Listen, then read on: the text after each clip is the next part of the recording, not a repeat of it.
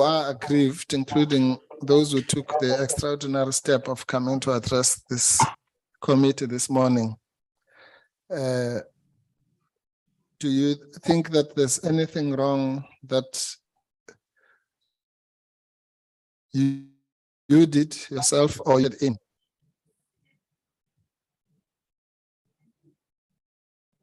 No, sir. I can understand the concerns.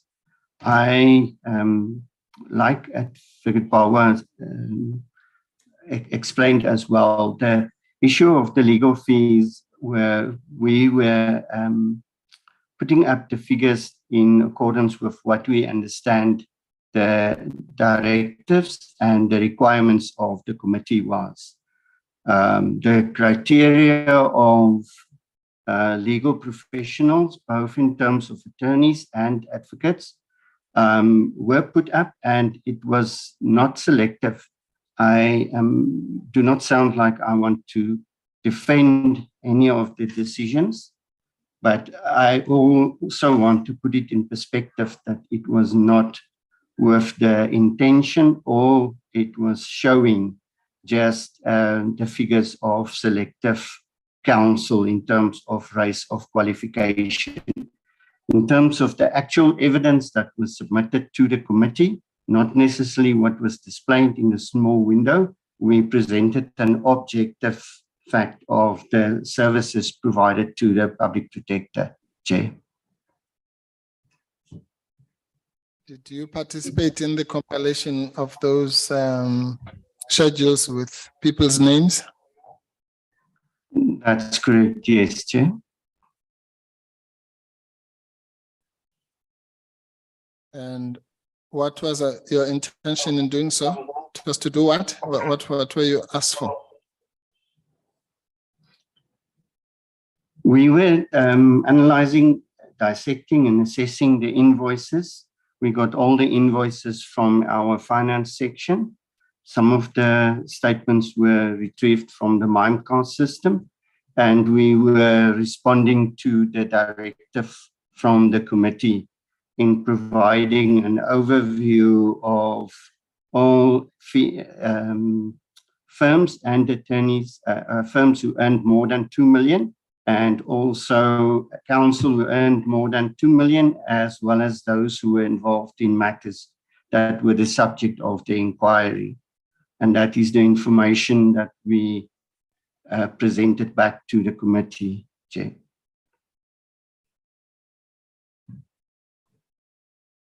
Yes.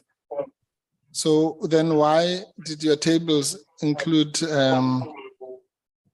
counsel, and I don't want to repeat their names for obvious reasons, some of whom had earned 260,000. Some of the black counsel whose name were flighted here. If your brief was to only those who are above 2 million. It was not only black counsel, Chair. You will see from the list of 18 names that we originally flighted, that has now been extended to 26, that there were other non-black counsel whose names were flighted for 448,000. I don't want to repeat the names, 652,000, 4 million, also non-black counsel. And then the counsels whose name were flighted was in respect of matters that were the subject of the committee. That is how we understood the brief, Chair. Okay, sorry. Okay, Yes. sorry, Mr. Farmer. Just a pause. Advocate Bawa. I understood the question to be, why did you flight a name of somebody with 60,000? 260. 260. Okay, thank you. Advocate Mbofu. Thank you, Chair. Thank you. Please. Thank you, Advocate Power. Yes. Sorry. Yes. I was just, sorry, my mistake. It's actually 210,000. So That's correct. some of the people whose names were flighted here, I'll just call them, Advocate 1, was 1.3, advocate 2 is 1.6, advocate 3, 210, advocate 4, 1.1. So all of those are under 2 million. So how did they get into your list? They were briefed by the firms of attorneys on the left-hand side who earned more than 2 million, and they were briefed in relation to matters before the committee, Chair. I see. So those people, they are only seen is that they might have been briefed by attorneys who earned more than 2 million in other work, nothing to do with them, correct? No, the fees displayed here are in relation to matters that relate to the public protector, Chair. No, that goes without saying. I'm assuming all the matters relate to the public protector. I'm saying is your explanation that the reason why people who might have been paid amounts of 200,000 or so, that their names were flighted, was only because they might have been part of, or rather briefed by an attorney who earned more than 2 million rand. Is that the explanation? I'm just testing. I'm not saying it is or not. I'm just testing whether my understanding is correct. That's part of the criteria, and the other criteria is in relation to matters that are before the committee, Chair. Matters what? Before the committee? Oh yeah, that's what I heard. That. What committee or not? The freedom matter, the CIX matter, or the CR17 matter, matters that were directly related to the charges. No, there's no such charge about spend regarding matters that are before this committee. So is that what you understood, that you were to give figures to do with legal spend simply because a matter is mentioned in the charge sheet?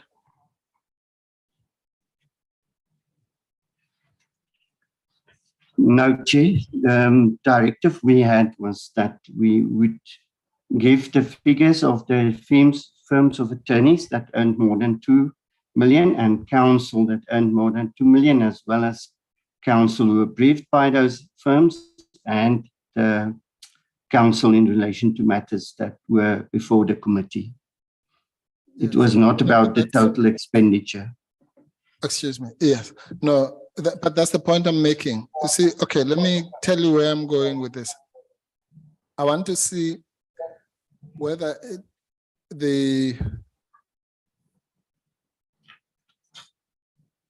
I think it was called consternation and the grief and all that this has caused was even necessary. You understand where I'm going with this? Yes, Chair. Okay. Now let's go back to the question. I'm saying then why, in your estimation, have you read the independent report, including the motion of Ms. Mazzoni? The motion, yes, the independent report, not recently, Chair. Okay, but the Mazzoni motion you've read? Yes, Chair. Right. So, and as a legally trained person, what would have been the relevance of showing earnings of people simply because a matter is mentioned in the charge sheet, if any?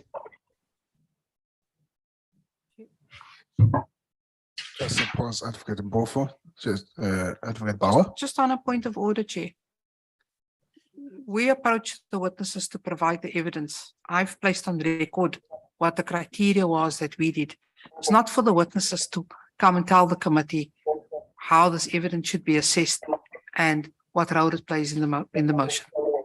So I think the question is inappropriate to be asking a witness. Chair, Advocate Mbofu. yes. No, Chair, my response is that that is completely out of order, that objection. The evidence is the evidence of the witness, ultimately. So, and he has confirmed, that's why I started, Chair, by establishing, because what Advocate Bauer might have been correct, somebody might have, or rather, she might have put up a table coming from somewhere else for the witness just to comment. But this witness has confirmed that he actually participated in the compilation of those documents. So he's in a completely different category, number one. Number two, he is legally trained and qualified to comment on how he understood the brief, and I'm using that word loosely, the task that he was asked to perform before he performed it, because he performed it, not Advocate Bauer. And so I'm totally entitled, Chair, to cross-examine him on that, because he put up the evidence, and the task of cross-examination is to test the evidence that he put up. The fact that he put it up because the evidence leaders asked him to do an assignment is irrelevant. For the purposes of the inquiry, it's his evidence, actually even more than Advocate Bauer's. I think that's another point that was lost in what was happening earlier. But I don't want to get into those issues, that these issues about whether the information is accurate and so on, and whether it's relevant, can be asked from the witness. The separate issue about the professional conduct and propriety of doing so might not be in the province of the witness. Yes, Advocate Bauer. Chair, the issue I was raising was the question of asking the witness to the extent to which the evidence which was sought from him falls within the terms of the mandate. That's the issue. That's not for a witness to be answering. Okay. Chair, I'm sorry, before you rule, Chair, just a quick matter. I think this makes it easier because fortunately we had Mr. Jane here yesterday. It's in that mode that I'm asking. In other words, you remember Mr. Jane said that her evidence or her entire evidence was premised on charge 4, for example. And then she was questioned around that issue. Similarly, this witness evidence is, in my estimation, premised on one of the charges, the one that was read out this morning and yesterday, to do with I can't remember whether it's 11.3 or not, but to do with wasteful expenditure in the legal sphere and so on. So it's the same kind of questioning that we did with Mr. Jane, but it's just a different charge. Let's see how this goes. Just Thanks, Chair. just stay alert. And yes, and I'm not going to overdo it. Advocate van der Merwe, sorry, do you want me to repeat the question? Yes, just to make sure. Thank you, Chair. Yes, after that exchange, yeah. Okay. No, I was saying that, okay, let me take one step back. You do understand that, sorry.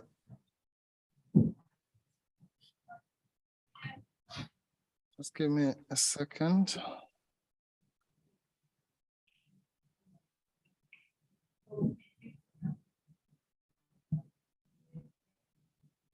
Chair.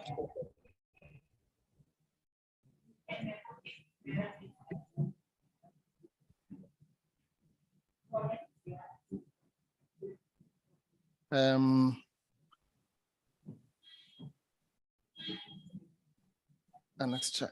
Sorry, Chair. Just. That's in order. Thanks.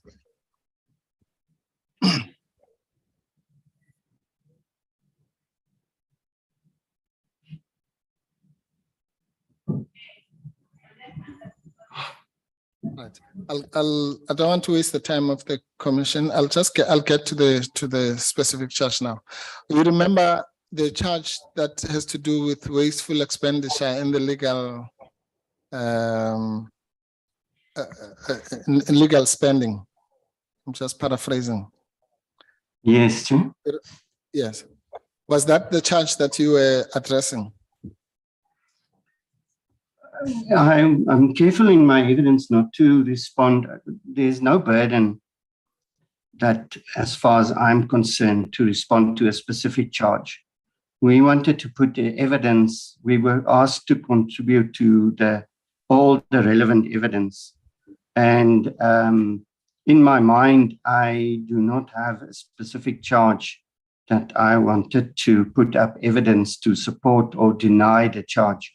I wanted to be as objective as possible to deal with the issues that came out and that is currently falling within my sphere of responsibilities, Chair. So I'm not addressing a specific charge.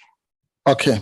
No, Mr. Van der Merwe, I think you're misunderstanding what I'm saying. And it's probably my fault with the example that I made of Mr. Chan. I do understand that, unlike Mr. Chan, you're not here to support a particular charge. When she said, look, she's here to do charge 4, and then she and so on. That's how her affidavit starts. Yours doesn't go like that. So I accept that. You were, on the one hand, you were just doing a task without interrogating the ins and outs of the task. You were asked to do a particular task.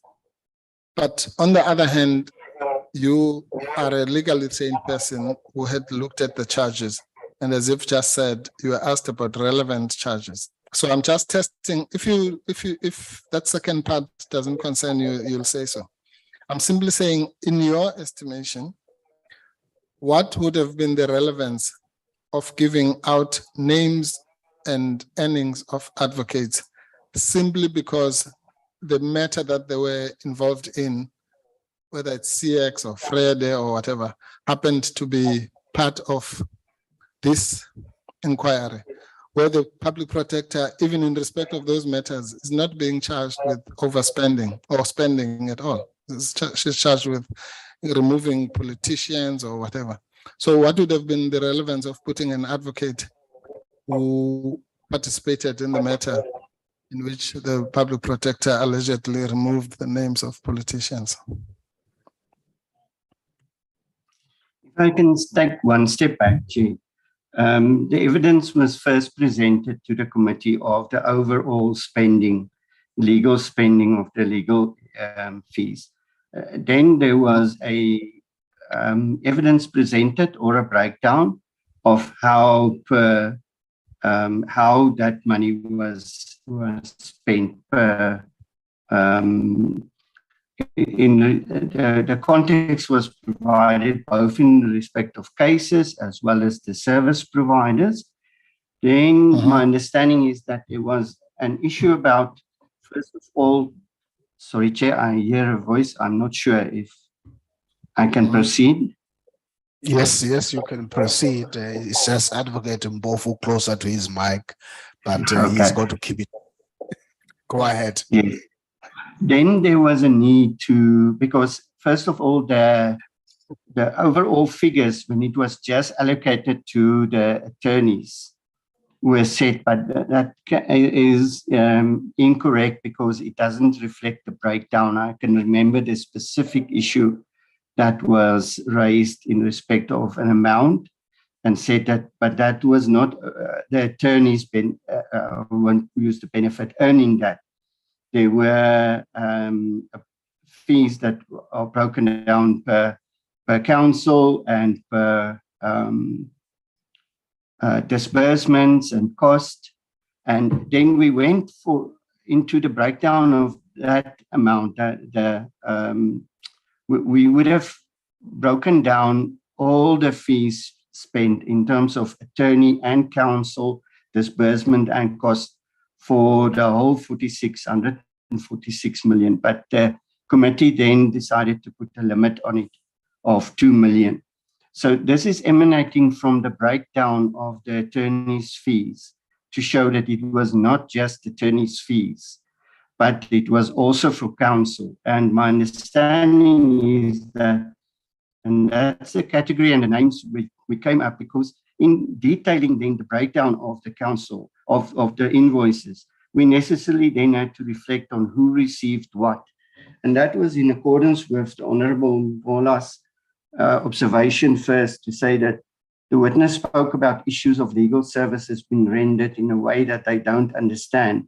The PP chopped and changed attorney and counsel go to particular evidence so that we are able to confirm.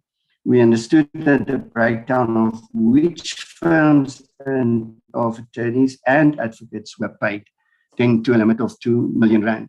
So the counsel were not randomly selected. This comes from the breakdown of the fees that were reflected then and allocated to the firms of attorneys, and then an upper limit was placed on those attorneys. But we still had to look at the counsel that were particularly briefed to break it down. Otherwise, we would have said counsel X, and it wouldn't. For cross-checking purposes, for our purposes, and you'll see that that specific schedule then goes to the firm of attorneys.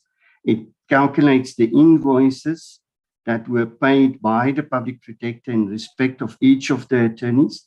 Then each of the matters, who were briefed, who on brief in respect of counsel, who were briefed, what were the costs, and that is how we broke it down. So this is an accurate and complete reflection of the amounts paid as the criteria that we understood, Chair. I have to add, we didn't start off.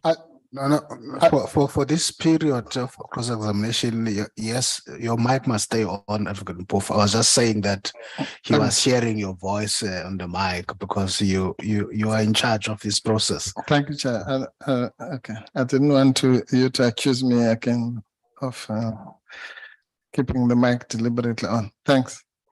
I'll use the permission you've given me now.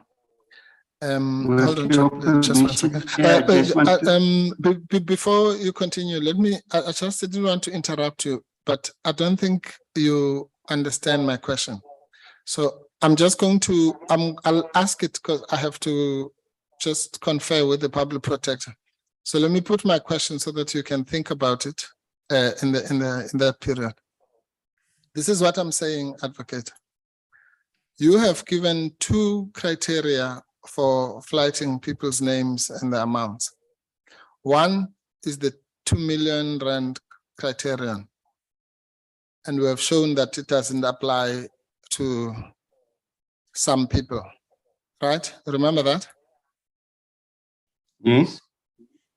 And therefore, the only then criterion that would qualify, quote unquote, those people whose amounts were less than 2 million would be your second criterion, namely that they were involved in matters to do with this inquiry, correct?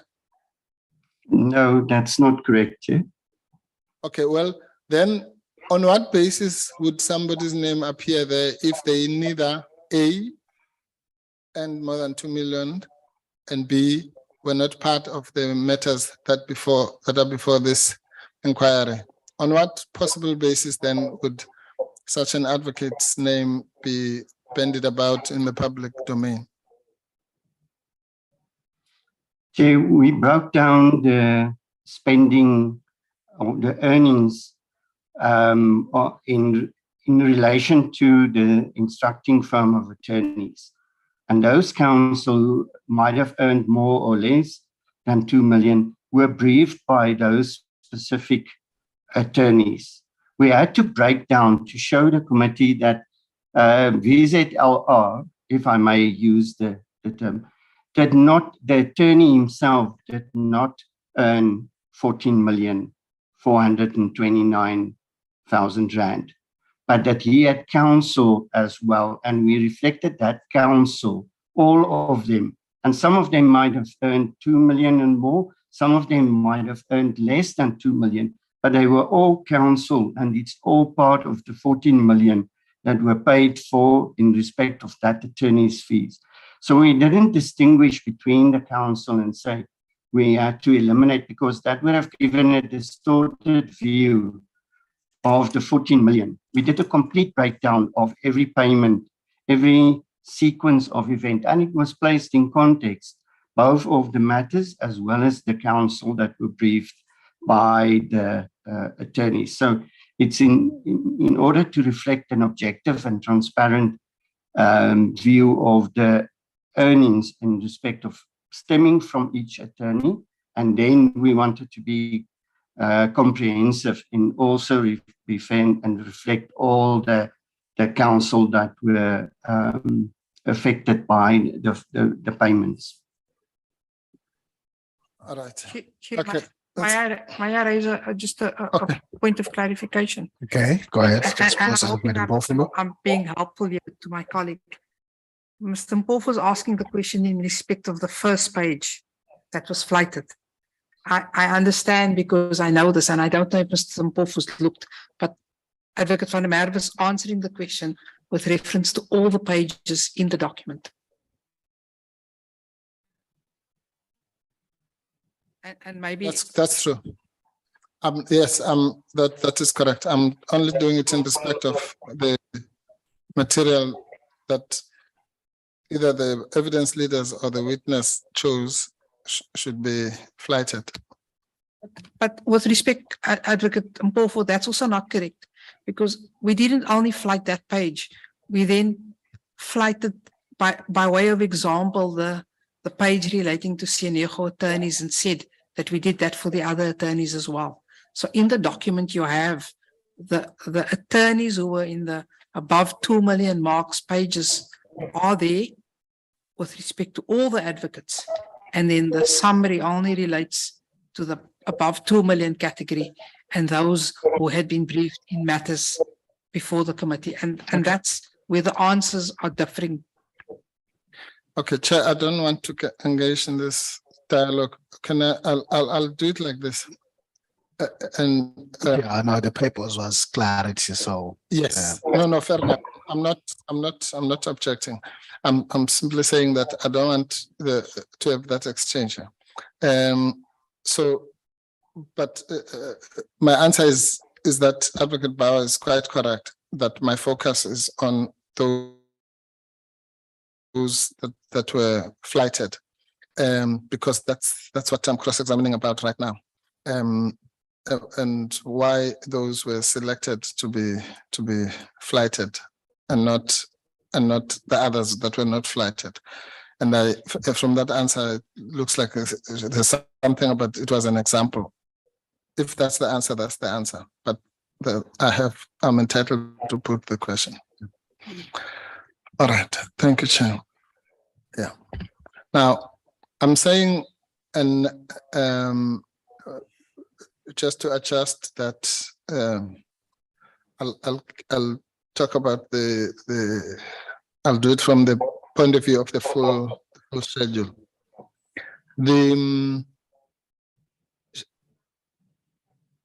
My question, sir, I don't want to be distracted from my question. My question was this, and either you are able to answer it or you're not. That's fine. Then we'll move on to something else. It was in your understanding.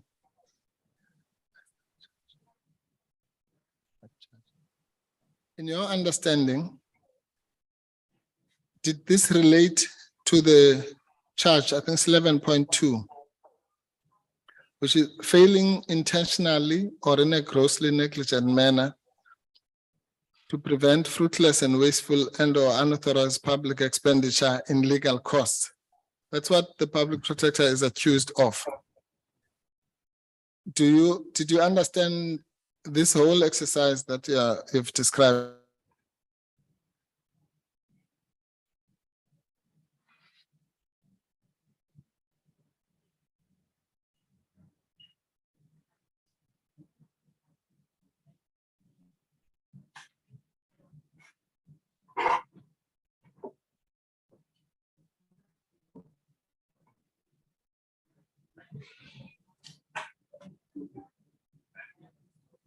Chair, it looks like we have lost the chamber.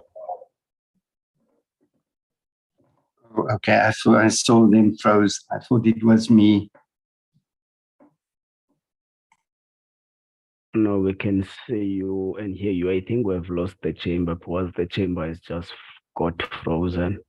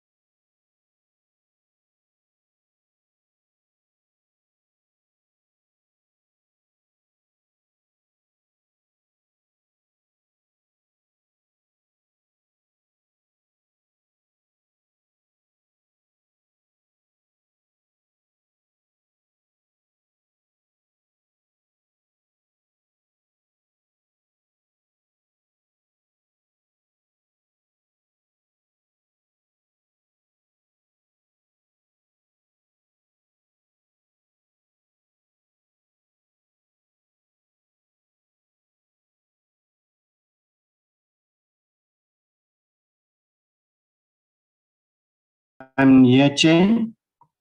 We lost connection with you, so I'm just going to ask Advocate Mpofu to repeat his question, because he had asked you a question and then there was no response, and we realized that you're frozen. Thank you for coming back. Advocate Mpofu, back to you.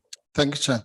Yes, Advocate van der Merwe, what I was saying was, and Chair, if you allow me, I'll go a little bit a step back here, just so that we're on the same page, Advocate. I'm trying to understand why what you are doing here. So I need, as I say, one of the witnesses or some of them assisted us by saying, look, I'm here for this charge or that charge or whatever.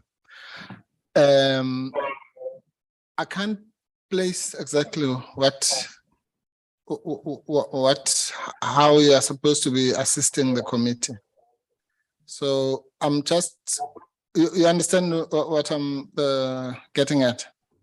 Yes, Chair. Yeah, all right. So it is in that context that I'm asking you these questions. And because I want to know, you see, I'm here to represent the public protector in relation to the motion of Ms. Mazzoni, not all sorts of other things that have been said in this commission, which more than half of which have nothing to do with the charges. So, for example, if the public protector ended the meeting late or whatever, I mean, that doesn't feature in the charges. So I need to understand so that I don't, otherwise I'm just going to have, you are here for more than a day. I don't want to go through irrelevant, cross-examine you over some of the stuff that's irrelevant, which is not going to advance the motion one way or the other. I want to focus on those issues where you've testified, which is to assist the committee. Because I don't want to believe that you are called here just to embarrass people without any benefit to the committee. Okay. Now, I'm saying, in your understanding, were you called here to deal with the charge that relates to failing intentionally or in a grossly negligent manner, prevent fruitless and wasteful and unauthorized public expenditure in legal costs, or were you called upon to deal with something else? And if it is something else, what, in your understanding, is that something else? Okay. Yes. Part I would do the charge that you are reading out now, but I didn't come to the committee with a preconceived idea that like one would do in a criminal case, to come and address elements of a specific charge by virtue of evidence. My role is twofold in terms of addressing that, putting evidence before the committee that is relevant to the motion. That relevance has been determined in terms of my experience, the whole, how we consulted, what evidence we provided to the committee. And then secondly, to clarify issues that may have risen from other witnesses, like the CIX matter in terms of what was put to Mr. Kekana, the legal fees issue might have raised from the Mr. Setoli's evidence, or whatever is relevant to, and that is how my evidence has been couched, and what the relevant is therefore. To the extent of deciding in the end if my evidence is useful or if it was addressing or helping the committee, that is for the committee to decide. I'm putting everything that is within my competence to the committee, and as I said, clarifying issues that may arise from other witnesses' testimony. that I'm pointed to that's relevant to my experience, like the CIX matter, Chair. Okay, thanks. All right, that's fair enough. So let me be fair to you. I accept that there's some tangential issues that you deal with regarding the CX matter and CSM, those kinds of issues that where you deal with in a few paragraphs in your statement. Do you understand that? Yes. Yes. So I accept that. Where I'm coming from now is where you and I have agreed that a significant portion of your evidence had to do with these issues of legal fees and so on. So I'm focusing on that. I'm not neglecting the other peripheral issues. And I'm saying, I want to understand what in your understanding you are here to assist with. You've said partly it was this charge, 11.2. Fair enough. And I want to know, is there anything else apart from what you've mentioned, CX and all that, in relation particularly to the issue of legal fees? Is there anything else that you came here to assist the committee with apart from charge 11.2? And I know this is a long question, but let me, I want to break it down, because I want to understand whether your evidence has caused a lot of harm. But as I said yesterday, harm sometimes has to come, it's part of the package. So I want to know whether that harm is worth the benefit, or what is the benefit? Because if it just causes harm, then it's just gratuitous and malicious harm. Sorry, Chair. You get where I'm coming from? You understand where I'm coming from? Yes, I would just ask if you can repeat. I was disconnected for a second. Yes. Oh, sorry. Okay, fine. I won't give you that long background. My question was, in relation to the fees issue, is there anything else that you understand your evidence relevant to, apart from charge 11.2 that I read out earlier?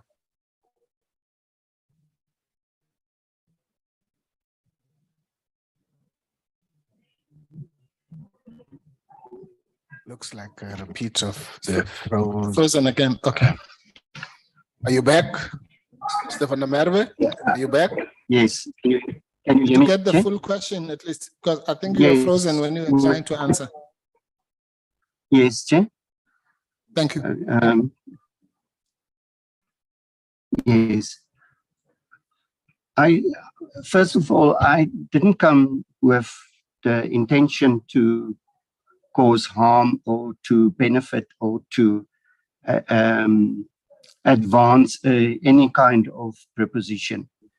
My brief was that the issue of legal fees and the legal expenditure is the subject matter of the motion and the committee, and that there was a request for clarity and clarification to understand exactly how the legal fees were disbursed by the public protector, particularly as well because there was an issue of the allocation and the selection, and there was evidence before the committee that we have a panel of attorneys and that there was a fair distribution, and there was an issue whether or not this is supported by the evidence.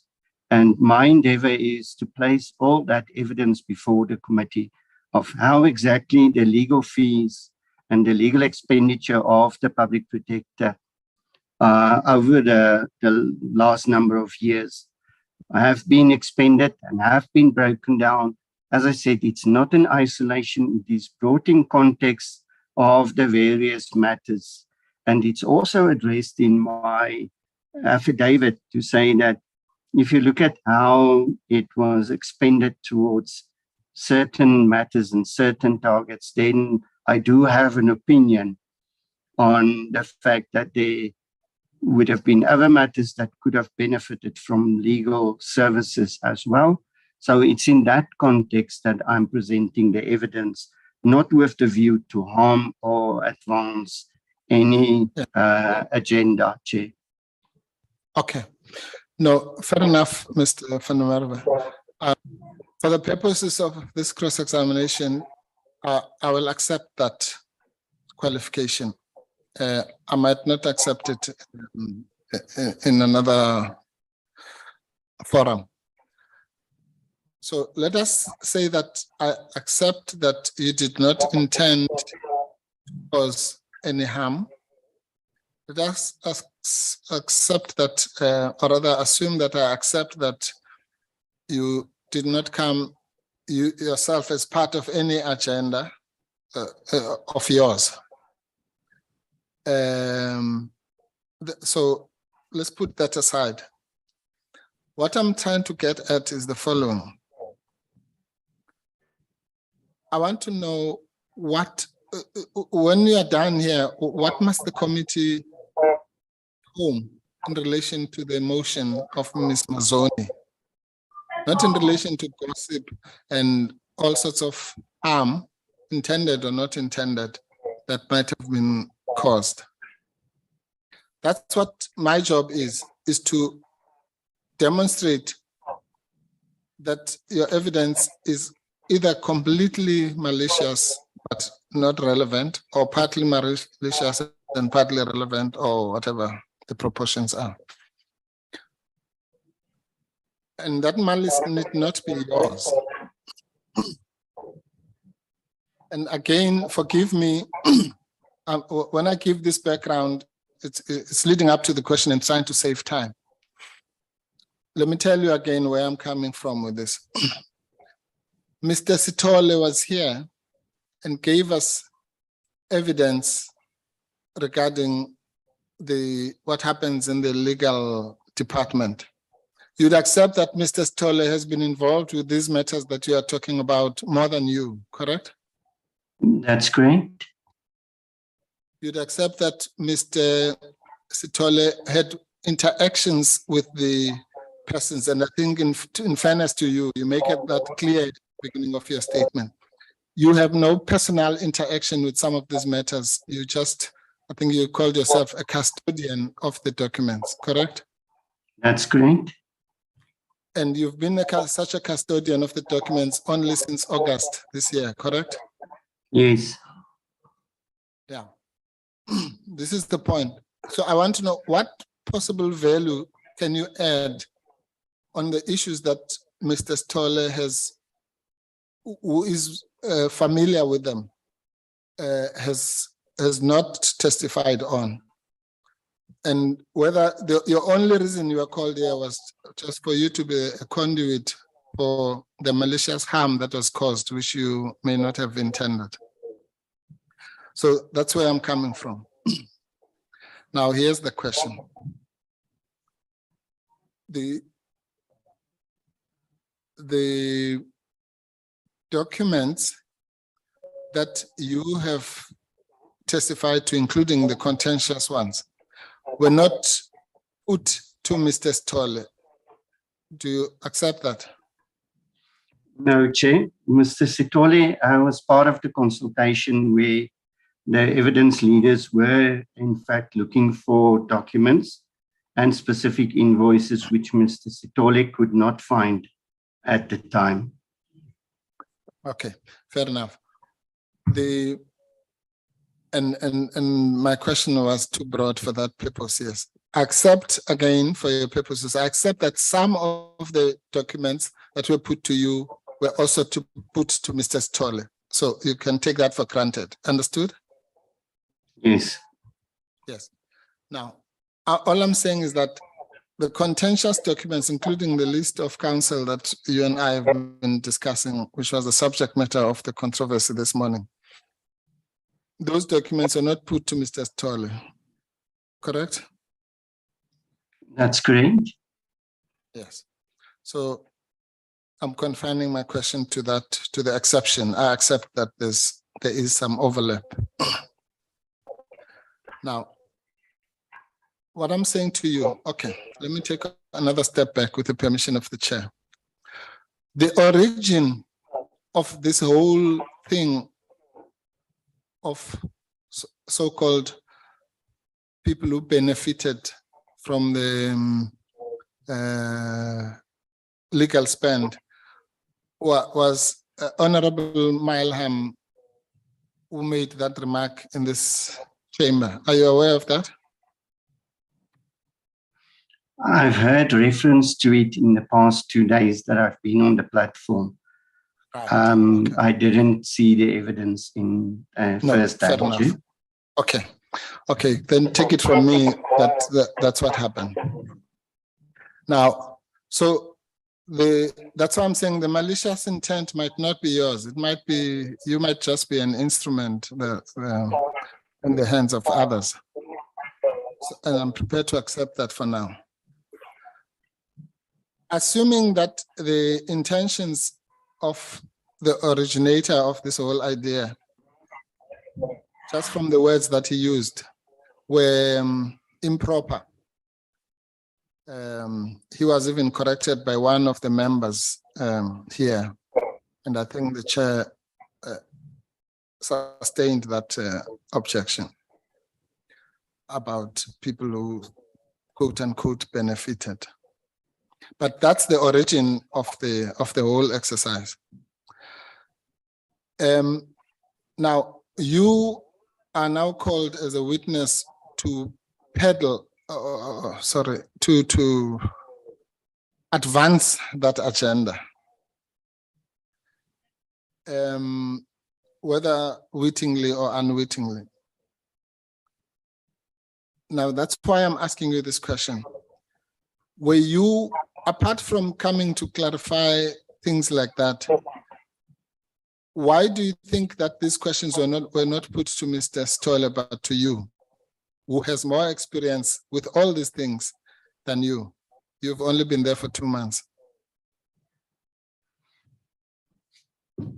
As far as I'm aware, and I wasn't part of all the consultations, there was an endeavor from Mr. Sitole, and I was supposed to testify about these matters together for that is very same reason.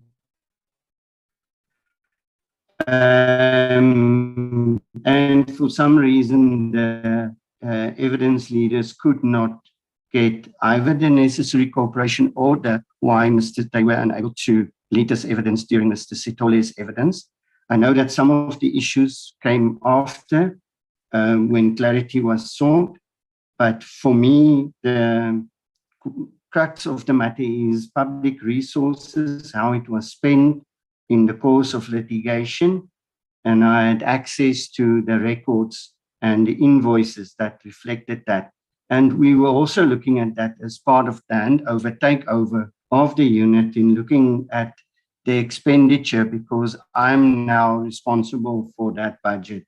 And it is an issue that was relevant to me. Thank you, Chair. Thank you. And you did follow the evidence of Mr. Stoller for that reason, because as you say, you were kind of supposed to be joint witnesses, correct? Yes. And you are aware that Mr. Stoller, all the 16 or 17 witnesses, is the only one that the evidence leaders seemed to have problems with, to the extent that they cross-examined him. I wouldn't say it, Chair. I saw there was, towards the end, I noted the exchange for that purpose, yes, Chair. No, I'm not asking you about exchange. I'm asking you about what Mr. Stoller himself said, that he was cross-examined. Are you aware that he was the only witness who was so cross-examined, who felt cross-examined, rightly or wrongly? I know he stated that, yes, Chair. Yes. So you are then, what I want to understand is whether you are handpicked to be a conduit for this because you might be sympathetic to it or whether you're just an innocent victim. Do you yourself, let me ask you specific questions. Whatever it is that you think was the purpose of those schedules, do you think it could have been achieved without putting people's names up?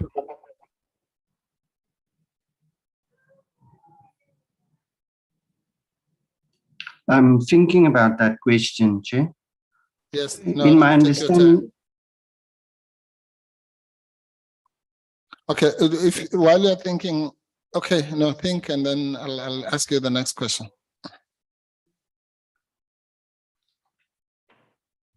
as I said, the fact is we were dealing with real, we are dealing with real transactions here.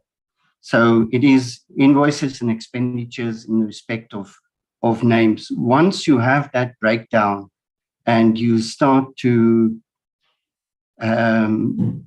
put out, instead of a certain council, say Mr. X or Mr. Y, it becomes very difficult to account properly in terms of the process that we followed, how we've broken it down.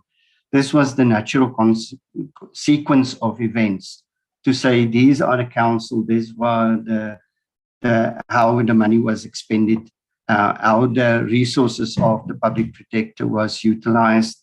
This is the instructing attorney, this is the council, this is the, and my impression is that was what the committee required us to do. It was not to be a conduit of any agenda, but that was because this information, these are records. The committee asked for access to our records. It's the committee that asked this, and this is a fair representation of that records, of the records of the public protector, and it's a transparent presentation of the records.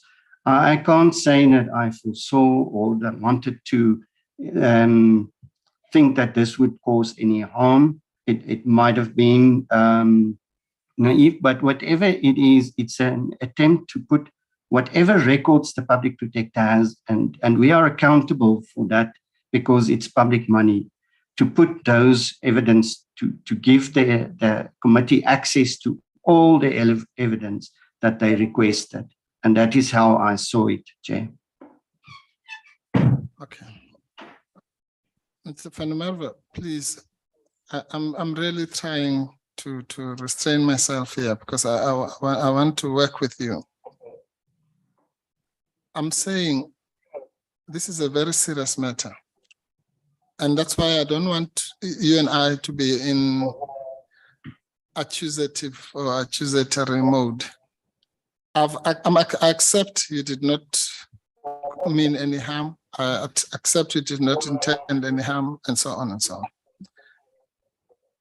And again, forgive me every time I'm asking a question for giving you the background. I'm just trying to speed this up. I've told you that the origin of this came from Mr. Mileham in the context of they wanted to know the persons who benefited, the persons, not the figures, the persons who quote unquote benefited.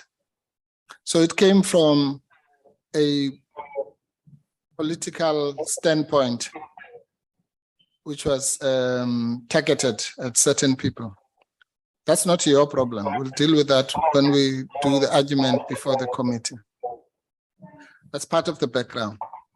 I'm also saying, as Advocate Bauer explained this morning, not we, have objected to this many times in private and in this mode. And some of those objections were overruled by the chair to prevent this from happening. So that's the background, but it has happened now. So it's water under the bridge. So the only issue I'm really trying to say to you, and you did not answer my question in your last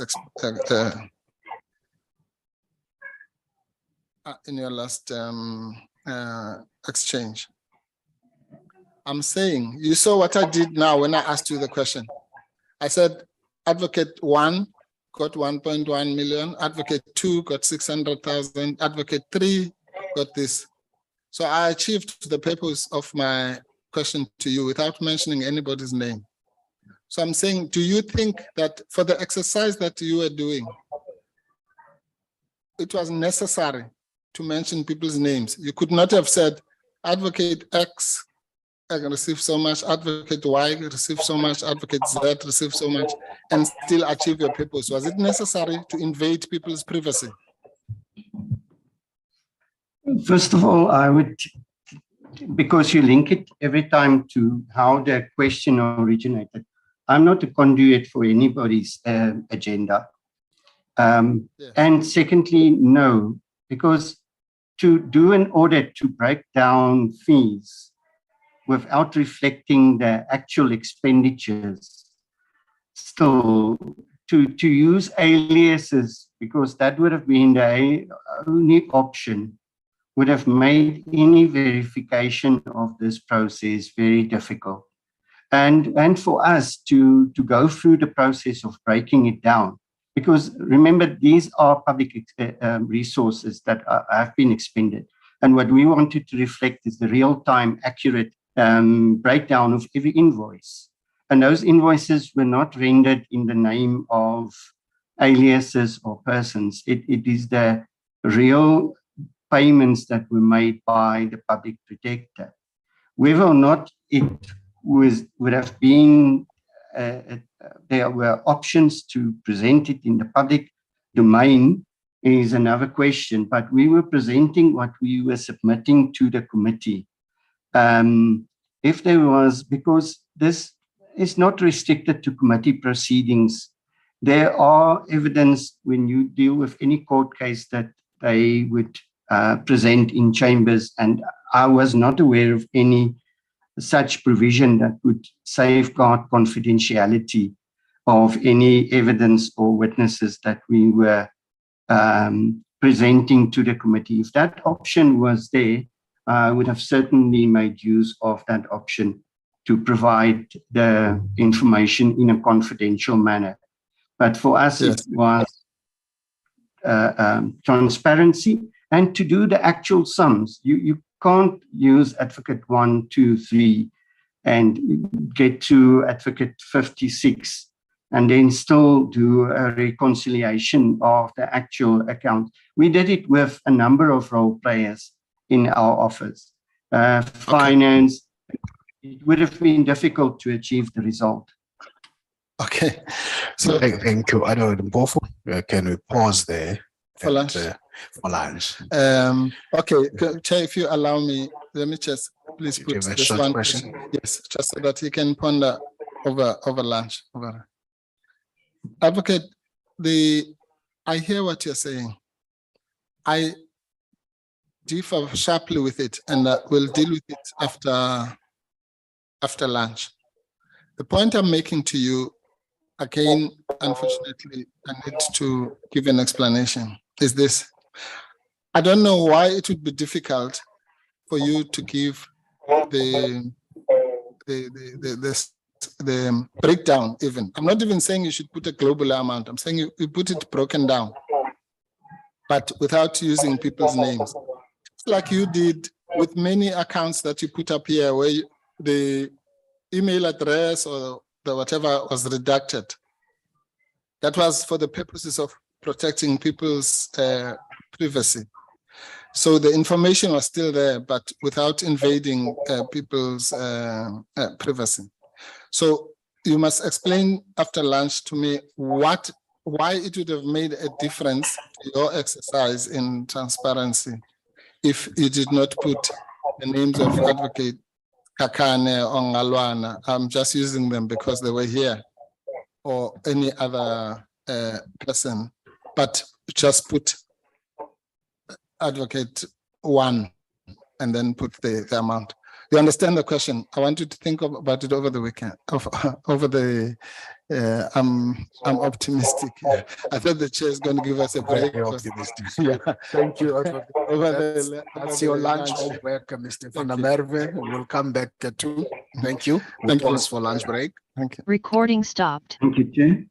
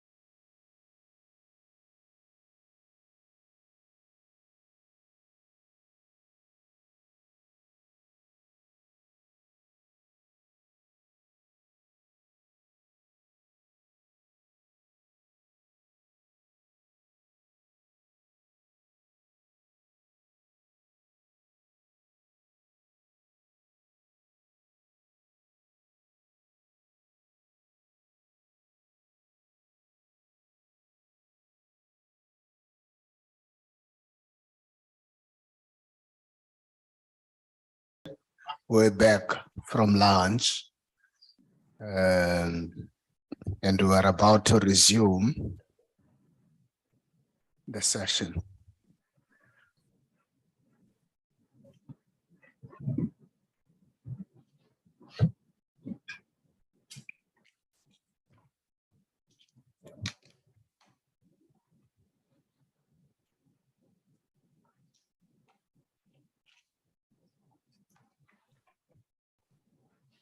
Thank you.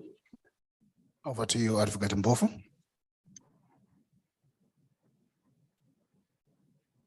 Thank you, Chairperson.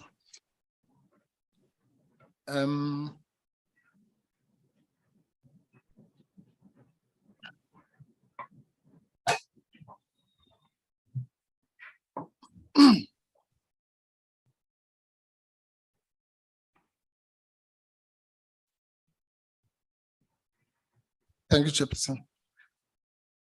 Mr. Van der Merwe. Yes, sir. Thank you. Yes, good. All right. I hope you've had time to think about my question. So I'll just paraphrase it to say that whatever the objectives were of your exercise, I still don't understand them. But do you accept that they could have been achieved by putting up the itemized figures without putting people's names against them?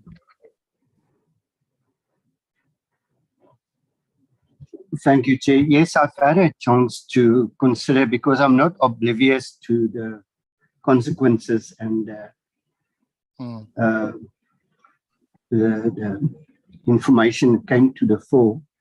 And obviously with hindsight factors that include the fact that the screen was partially displaying only a portion of the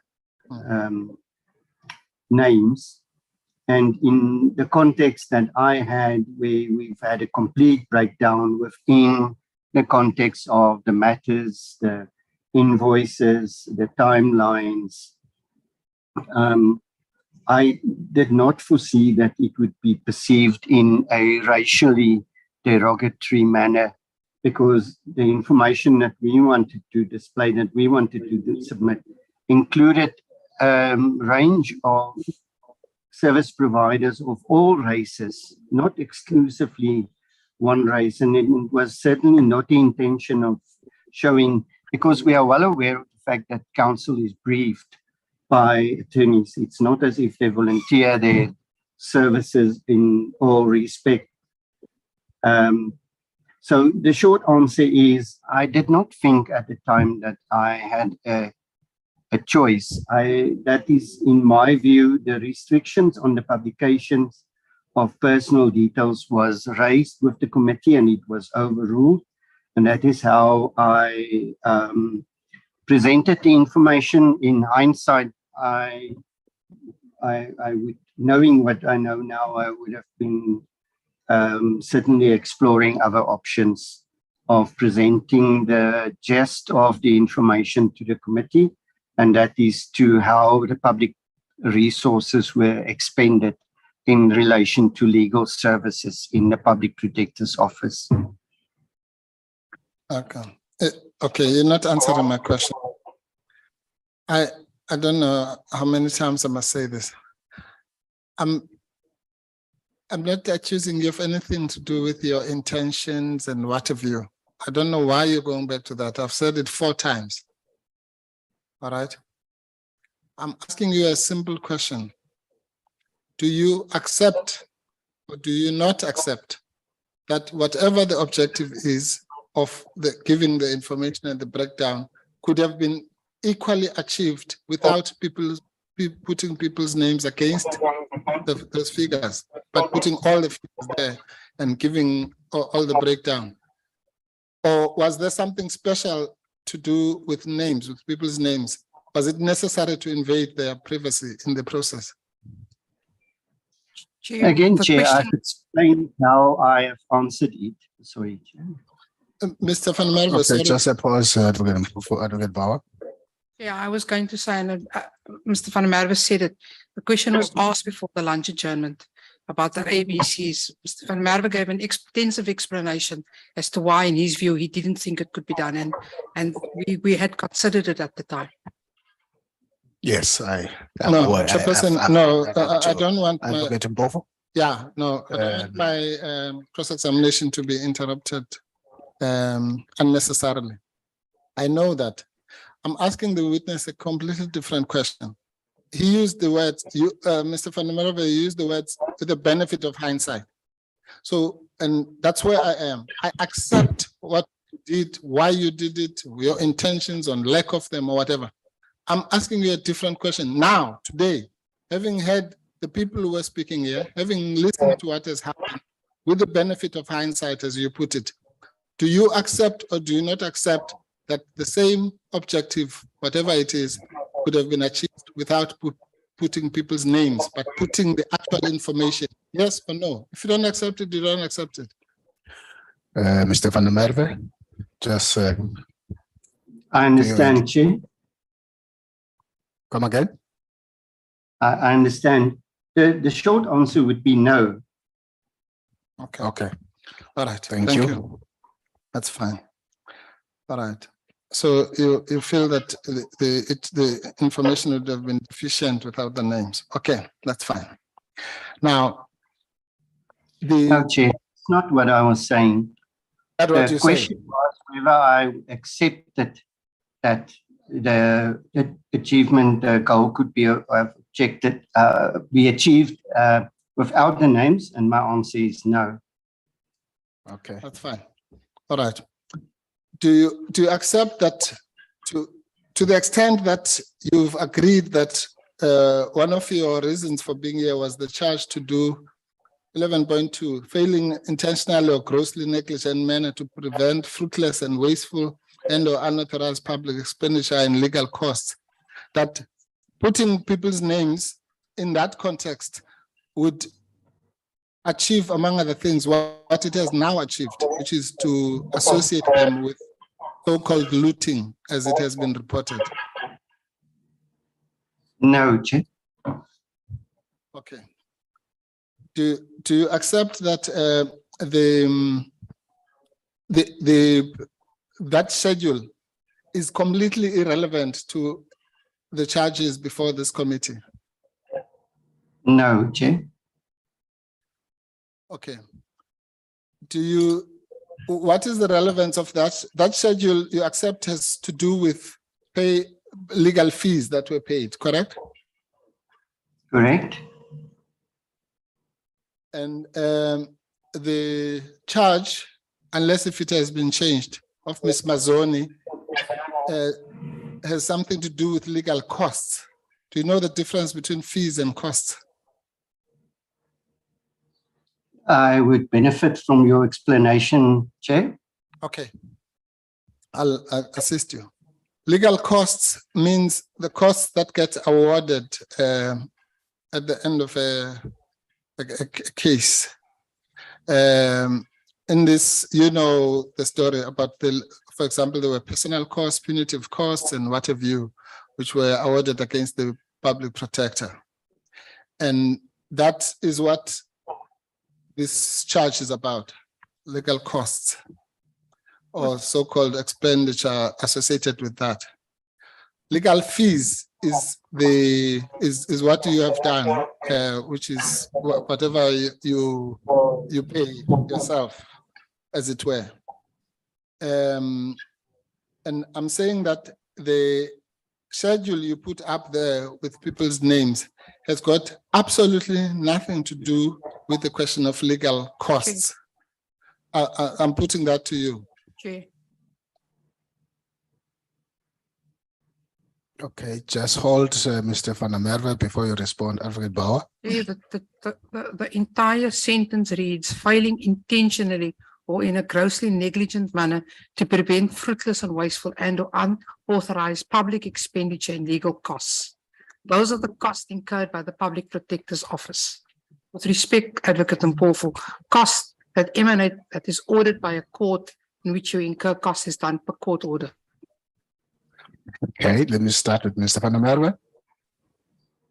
Your response. Thank you, Mr. Yes. Advocate Bauer. Well, and thanks, she has Chair. just answered for him. If I, I'll answer for myself. The sentence. Just pause, Mr. Van der Merwe, just pause.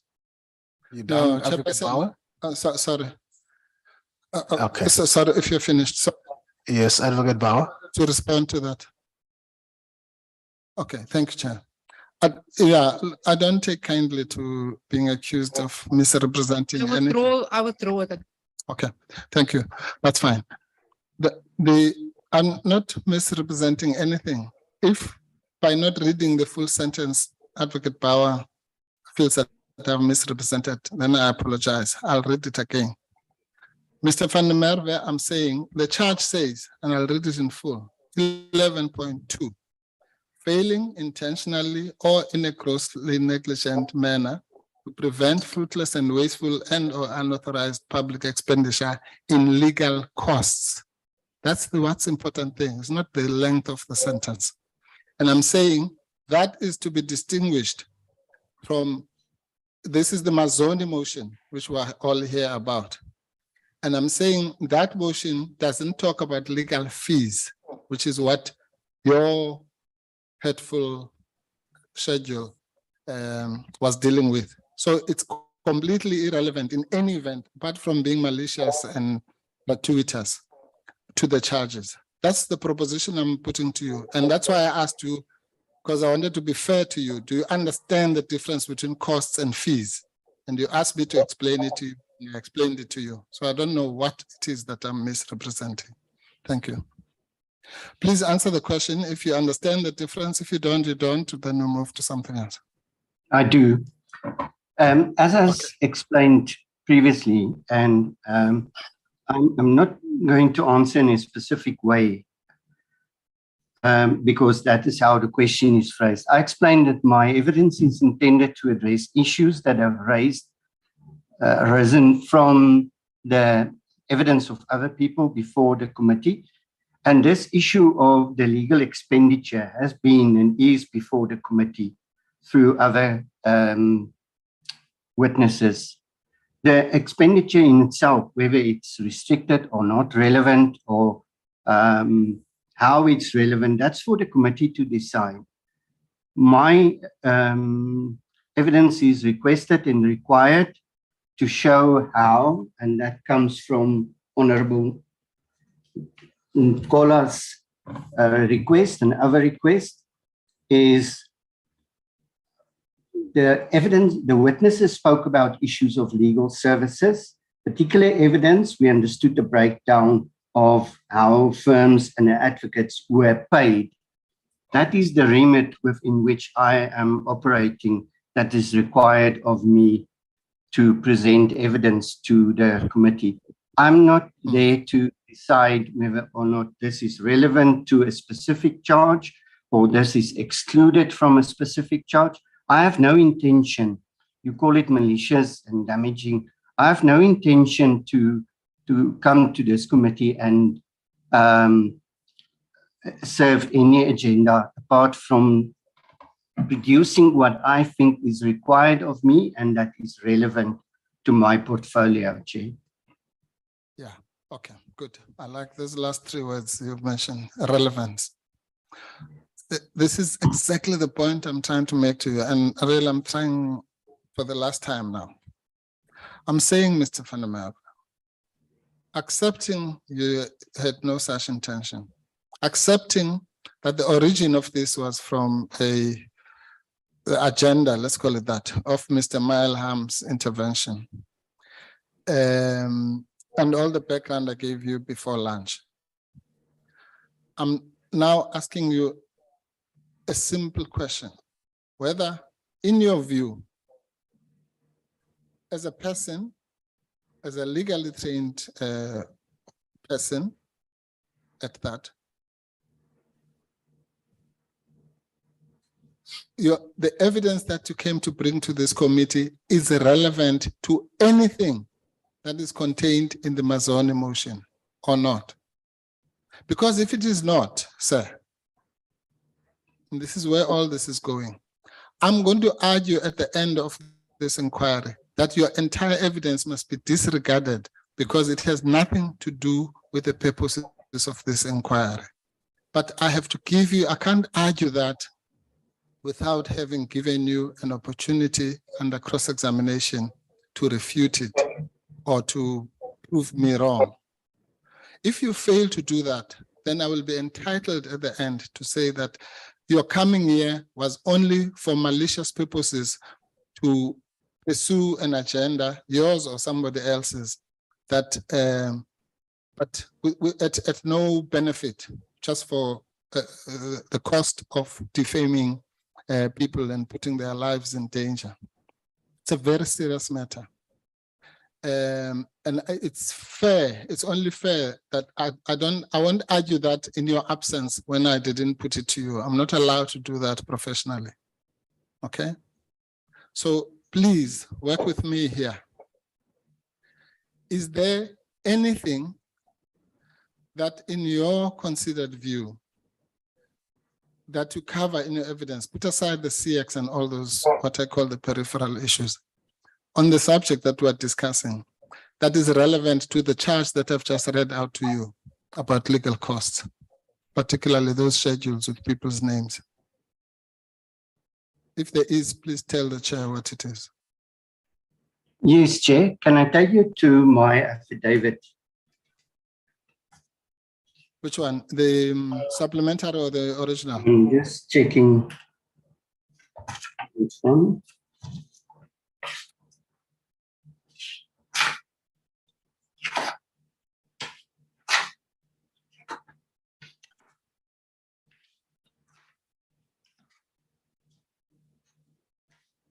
From paragraph 48. Come again. Paragraph From paragraph 48. 38. From paragraph 40. So that's 48. 48. 48. 48. That would be your original Yes. affidavit. 4084, Chairperson. That's the page. Is that the page, sir? Yes. I'm not sure about the number. I just have no Okay. copy. Given that the Paragraph bulk of- 48. Yeah. Okay. Fine. Yeah.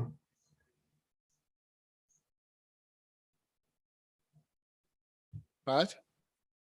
This is exactly, as I said, whether council accepts the relevance of it and argues that's for the committee to decide.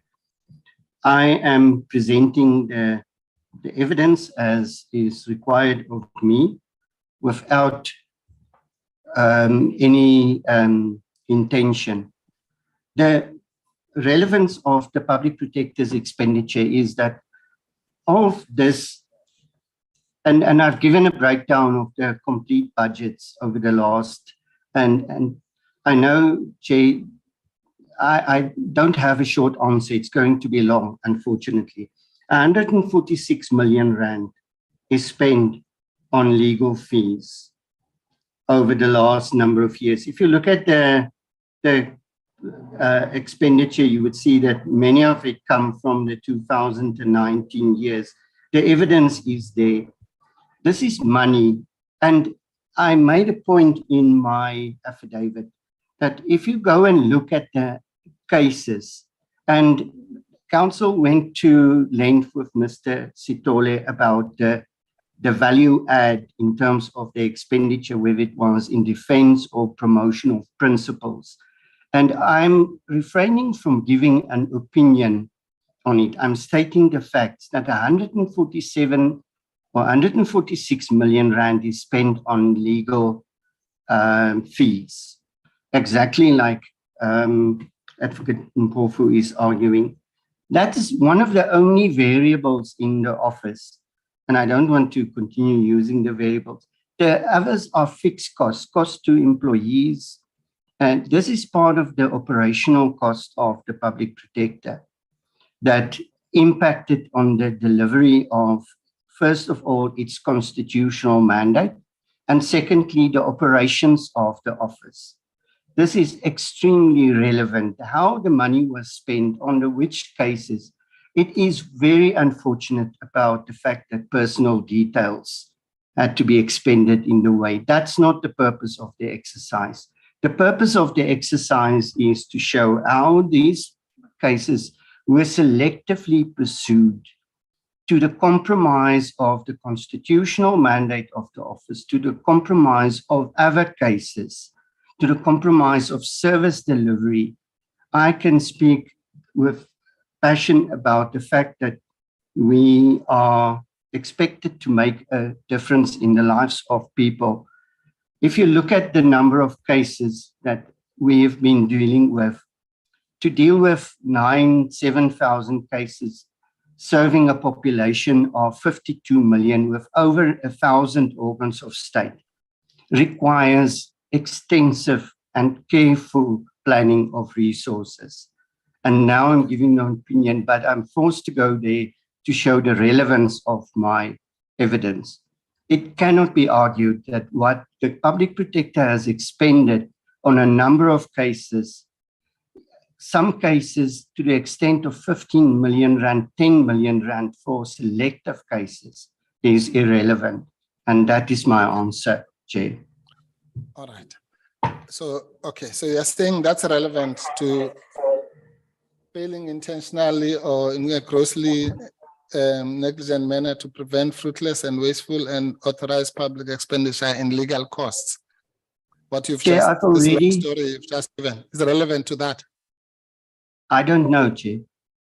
Okay, good. I've already answered that All right. I do not intend to try and prove a specific charge.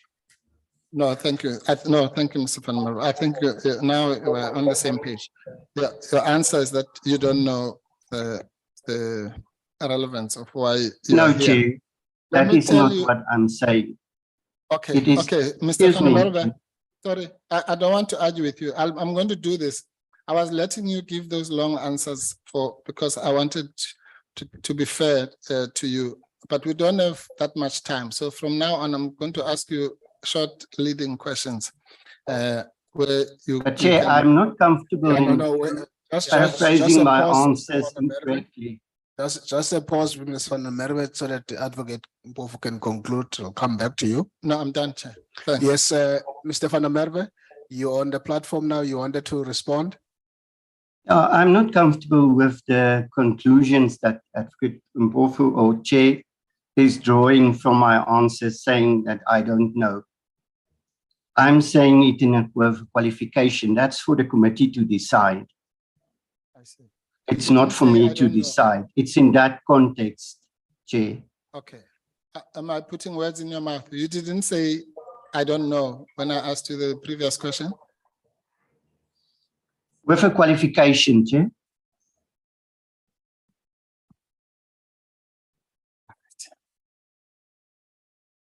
Okay, Mr. Van Merwe.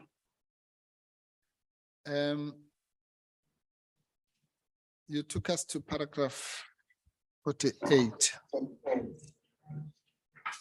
And that section is the correct section.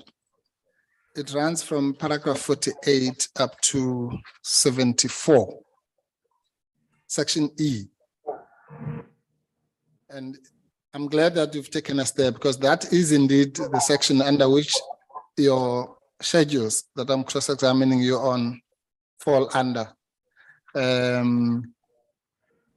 You refer to them in paragraph 66. You say the following schedules have been prepared and so on and so on. So the schedules fall under that section. Thank you for taking us there. Now, I'm going to ask you a series of very short questions, hopefully yes and no. You accept that the heading of that section reads review of reports and legal fees. Yes? Yes. You accept that that is not, the issue of fees is not covered in the legal costs charge that I just read out to you, if you accept the difference that I tried to draw earlier. I've already answered that question, Chair. Please answer it again. No. Okay, good. So you don't think there's a difference between legal fees and legal costs? That's not what I was asked, Chair. I was asked if I think it's relevant to that charge. Okay. Good. And if I, all right. and I'm sorry. saying yes, it is. You're saying Because yes, it is. Okay, good. All right. Do you accept that there's a difference between legal fees and legal costs?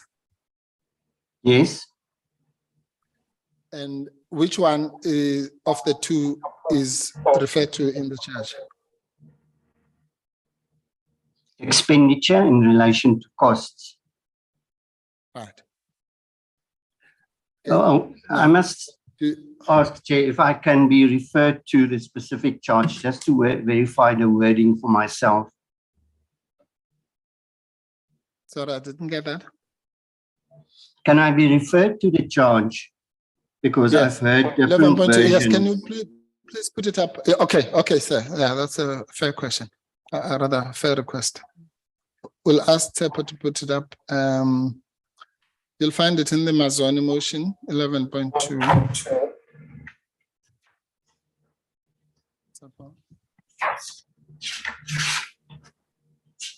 Can you see it?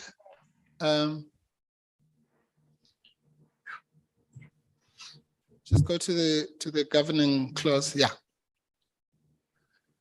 It says Advocate Mkhwebane, that's the Mazoni motion, has committed misconduct and or demonstrated incompetence in performance of her duties by, and let's go to 11.2, failing intentionally or in a grossly negligent manner to prevent fruitless and wasteful and or unauthorized public expenditure in legal costs.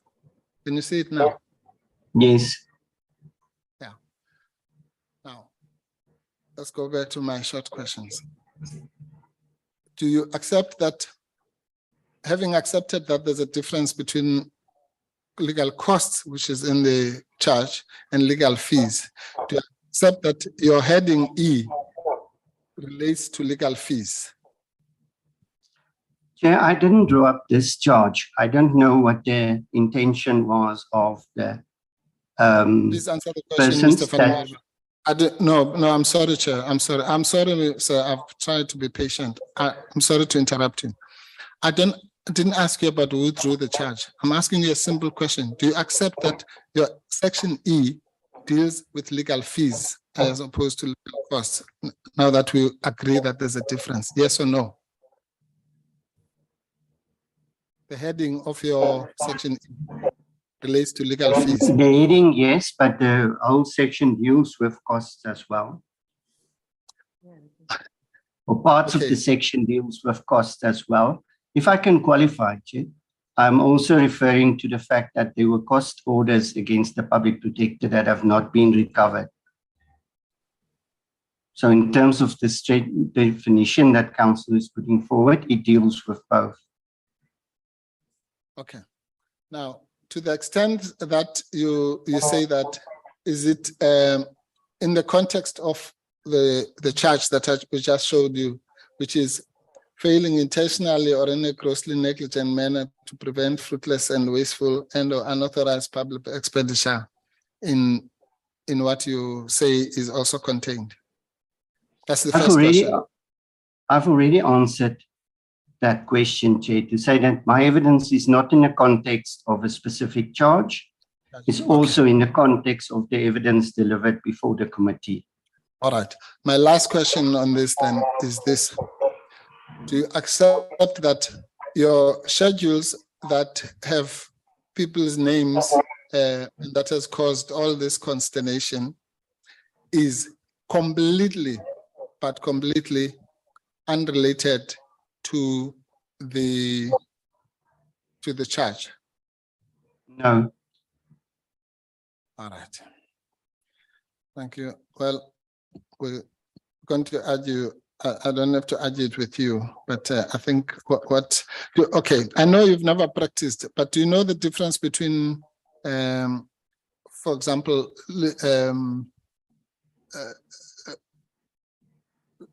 disbursements and the fees that get charged by the attorney? Yes.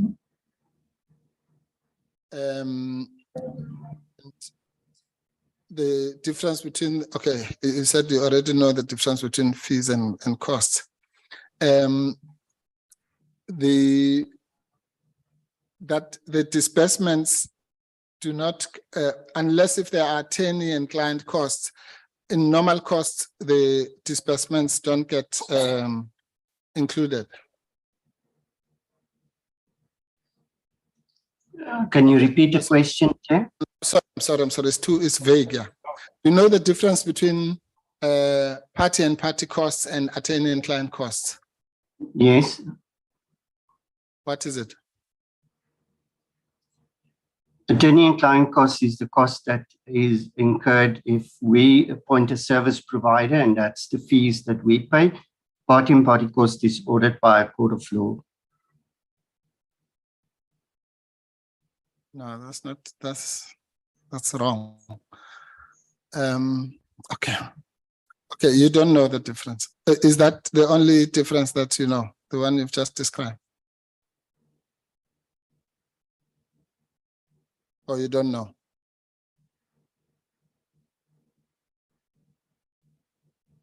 No, that's in my understanding. In what context, Chair?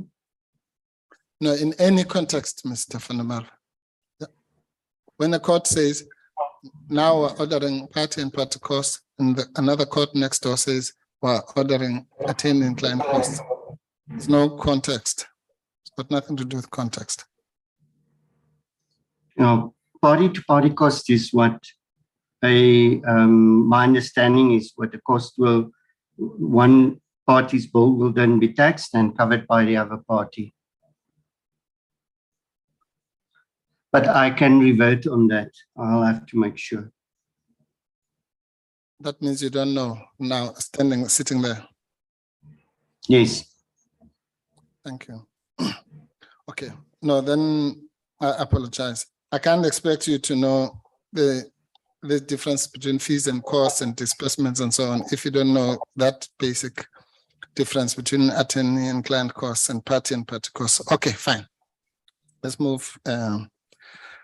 Well, from now on, it's just to assist the committee. I don't think you're going to add any value to this inquiry. Let me, maybe through you, if you don't mind, Mr. Van der Merwe.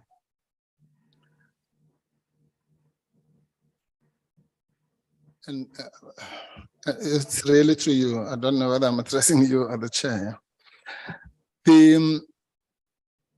Where I'm coming from with this, and again, I'm putting these things to you in this full fashion, because you are the last witness, and some of the issues that we're going to argue at the end, unfortunately, it's not your choice. You happen to be the last witness, but we have to put them to you, particularly on this aspect. There's one of the fallacies in this process is that this process is about oversight. It's been bandied about here. And we have explained that this is an inquiry, a specific inquiry. Oversight will happen in the portfolio committee or whatever. This is a specific committee with a specific function. And its function is not to go and say, oh, give us a list about what you've spent on paint or pens and what have you. That one can happen in the portfolio committee. Here, we are about the charges. And I know you're not a parliamentarian, but do you accept that as a general statement that this process is about the charges, not about broad general accountability, which happens in the portfolio committee? Do you accept that? Yes. Thank you. Okay. No, thank you very much. Okay, fine. I won't bore you with the further details on that, since you agree with me.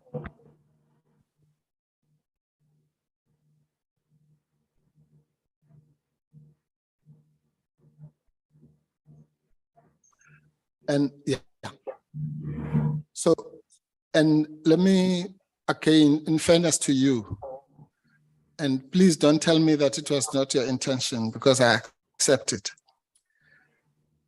It is not your evidence, is it, that the people whose names were listed there did not render genuine services, but were involved in anything to do with grossly negligent and fruitless and wasteful and unauthorized expenditure? That's not what you came here to say about those ladies and gentlemen, correct? Can you rephrase the question, Chair, because the fruitless and wasteful expenditure is something different than what they were, the genuine services that they were delivering. Yes, no, it is. It's fruitless and wasteful expenditure is defined in the PFMA.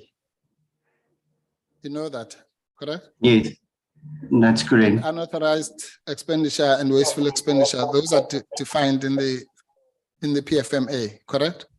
Correct. Yeah.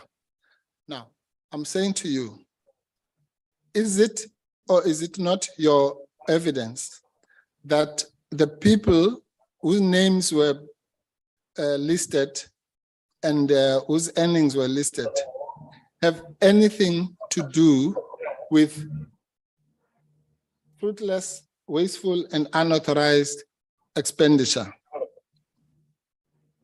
It either is or is not. Is that your evidence?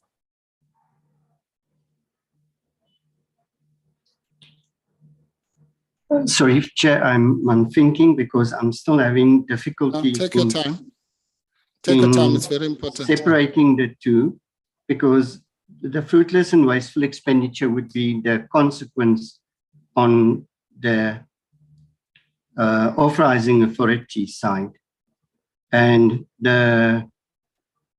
whether or not the expenditure is fruitless and wasteful is not within the control of the recipient or the persons that received or performed the service.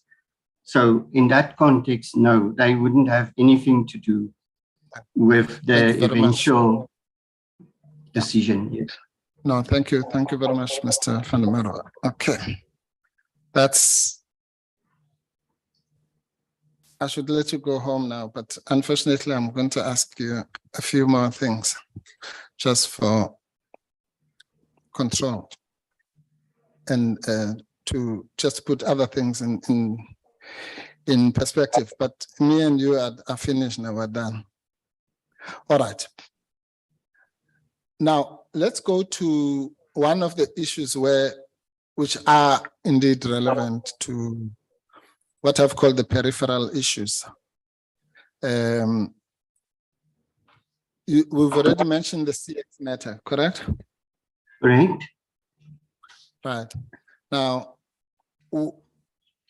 you were involved in the CX matter to a certain extent, correct?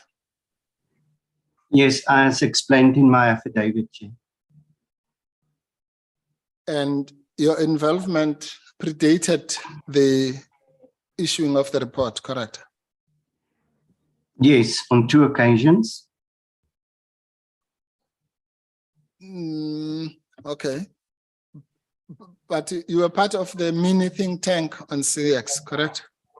That's one of the occasions, yes. Well, that's not an occasion. A mini think tank is must have sat on more than one occasion, correct? Sorry, I should have asked for clarification. What do you mean with involvement, Chair? No. Mr. Van der Merwe, please try and listen to my questions. I'm not trying to trick you. It's a simple issue. You were a member of the mini think tank on CX. Yes? Correct. How many times, on how many occasions did that forum convene? Once. And it didn't convene because we were not available there was a request from the public protector that Advocate Fourie, myself, Advocate Mkhwebane, and Mr. Kekana joined the mini think tank, but I was injured. Advocate Fourie was not available, so the think tank did not sit. I provided written inputs to the draft that was provided to me at the time. Yes, and there's an email which tenders your apology because you were in hospital, correct? Correct. Right. That was around about March, April of 2017, correct? Yes. Yeah. Okay. I won't hold you to. I'm just saying. It was the first part of the year. Let's be broad as that. Correct. Yes. Right. And that report we know was issued in June. Correct. Correct. Right. And you also attended the meeting at ABSA. Correct. One of the meetings, yes, with we were sent to scrutinize some documents that were in Afrikaans, and my role was to translate it. Correct, to translate, yes. And then you were asked by the CEO to compile that, let's call it a research paper, correct? No, the CEO's request was for a submission to the Constitutional Review Committee. The research paper came later on when I made the observations on the submission, and the PP said I must then come up with ideas on how to establish a central bank, and that led to the research paper. Yes. And the document that you do, ultimately, you proposed that there should be, rather, the Public Protector South Africa should support the review of the section 223 and 225 of the Constitution, correct? It wasn't complete. There were observations made, and in those observations, yes, there was support for a review. Yes, that's fine. I know, I accept for now that you still, the paper was not complete. But insofar as you had what you call observations, at least one of the recommendations would have been the review of the Constitution and the Act, correct? Correct. And you also supported the amendment of the Constitution and the Act, correct? We haven't reached the point of saying whether or not the Constitution should be amended. We were just collating information that shows that it should be reviewed. And there were a number of options. In general, I would accept that it was suggesting a review of the Constitution, but to the extent of saying, yes, the Constitution, the amendments were, to what extent the amendments were going to respond to the issues that I've raised, we haven't concluded that part. Yes, but Mr. Van der Merwe, let's just be serious now. You were not suggesting a review for the fun of it. The idea was that the Constitution should be reviewed and revised to cater for those changes, correct? I know how the process works, Chair. We submit proposals for a review. Whether that would be accepted is outside our control. If it's accepted, yes, then it would lead to an amendment of the Constitution. Yes. No. Okay. And yes. Okay. Thank you. That helps me. But I'm not saying about some theoretical process. I'm saying you were proposing both a revision and rather a reviewal and a revision of the Constitution. Correct? That's correct. Yes. So I don't know then why you were differing with me when I'm saying those words mean the same thing. I'm saying you wanted it to be relooked and amended, correct? Yes. Thank you.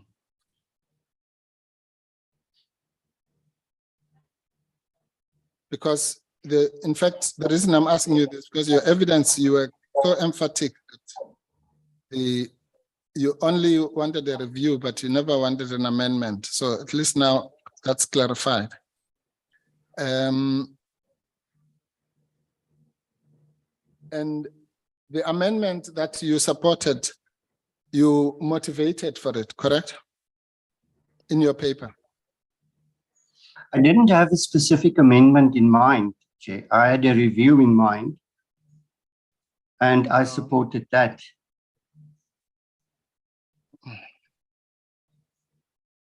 All right.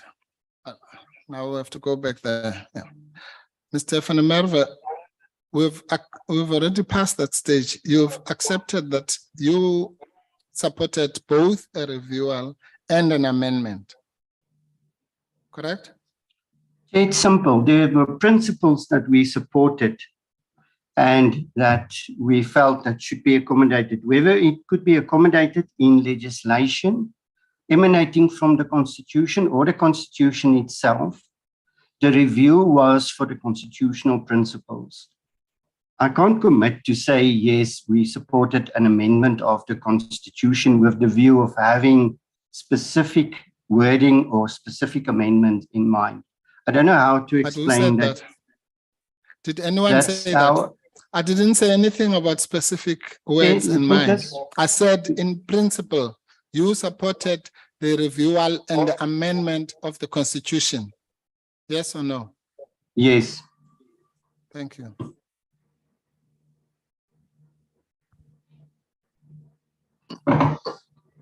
And I'm saying that in your paper, you not only supported the reviewal and amendment of the Constitution, you motivated that to be something that would benefit the greater number of South Africans, especially the poor, correct?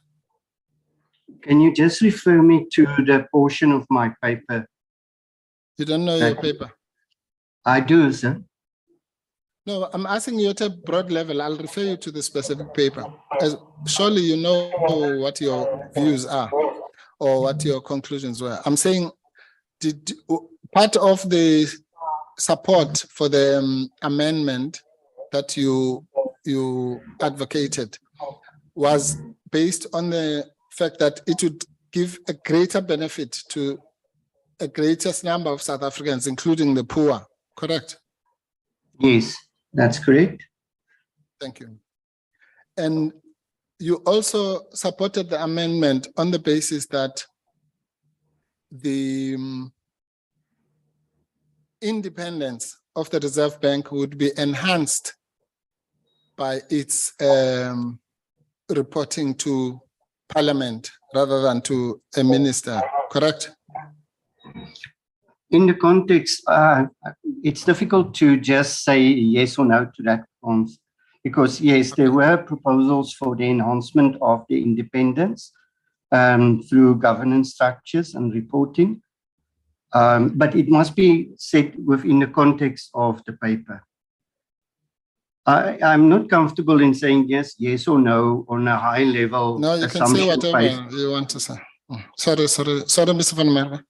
I'm not boxing you to say. I'll prefer whatever. to speak to the specific references in the paper, Chair, because to put it out of context and to say that I supported this on a high level, I supported that. My paper is very clear on what we were trying to achieve. We have not yet come to, it wasn't even a final product. To say I'm supporting, that is what the evidence of the research pointed to at the time. I didn't complete the process and I didn't submit it as a formal document to the public protector. Okay, Mr. Van Merwe, I'm going to assist you. I will refer you to the paper, but so that we don't have to go back to this thing about it was not complete, which I've told you I accept. So I'll only leave it at the level of leaning. I'll say that your paper was leaning towards more independence for the Reserve Bank, correct? Yes, And it was also leaning towards benefiting the greater number of South Africans, including the poor, correct? definitely. Yes. And in motivating for those things, you pointed out, among other things, that South Africa was only one of 7 countries that have a reserve bank that is not owned by the state, correct? Correct. In your paper at paragraph 2.4, sorry, if you can put it up, it's bundle H, item 3.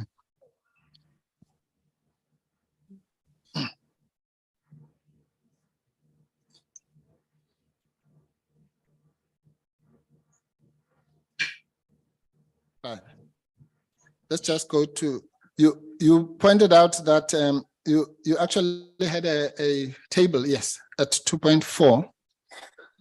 Your table there shows that 77% of countries have fully owned, where the Reserve Bank is fully owned by the state or public sector, correct?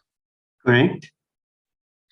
And it shows that of the rest, of the remaining 23%, 11% still have a majority or half owned by the state or public sector, correct? Correct. And only 4% in the world have majority owned by the private sector, correct? Yes. Yeah. Now, and you did further, so that was on the issue of rather control. So the amendment, among other things, would address that problem, correct? Yes. Right. And then on the issue of what you called, can you go to 3.5?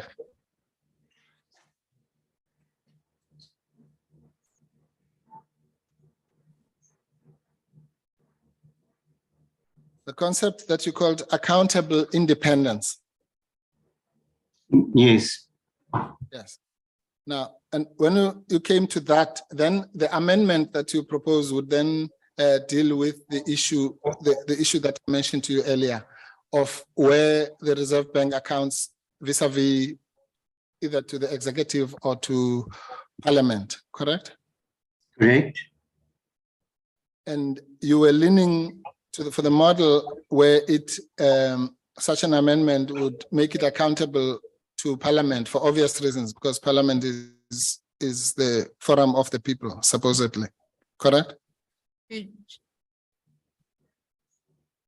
Pause, Advocate Mpofu, Advocate Bao. Okay. I'm having difficulty in seeing in the paper where an amendment is being proposed. If Advocate, just as a point of clarification, Okay. could Advocate Mpofu please point us to that? Okay, that's an order. All right. Okay. I'll Mpofu. point it. Well, the witness has said that he supported an amendment, and I'm putting it. Asked to, Pardon? the question has been put to the witness that you supported an amendment and proposed one in the paper. And I'm asking Advocate Mpofu to show us where in the paper he's referring to. Oh, I see. No. Then you're completely out of it. Yeah. No, I've never said that. I actually said the opposite. I said to him that I'm not suggesting that he had any wording of an amendment, but that he supported the amendment as a goal. And now I'm busy dealing with why or rather motivations that he gave for such an amendment. I'm not saying that he actually crafted in fact, I said the exact opposite. The witness also had your problem, but him and I have resolved it about 6 questions ago. Sorry, Advocate Mpofu, I don't want to interrupt you. I'm not sure you have resolved it, because I thought initially when you asked and he answered, you were at cross purposes, but I didn't want to interfere with you. But leading on your following up questions, I'm not sure you're on the same page, which is why I asked, when you say he motivated for the amendment in the paper, I thought you'd agreed that there was possibly a leaning, but not a motivation. And that's why I'm now asking, is the paper, is it suggested that the paper motivates for an amendment? Yes, And so I'm and the asking, witness has agreed many times to that.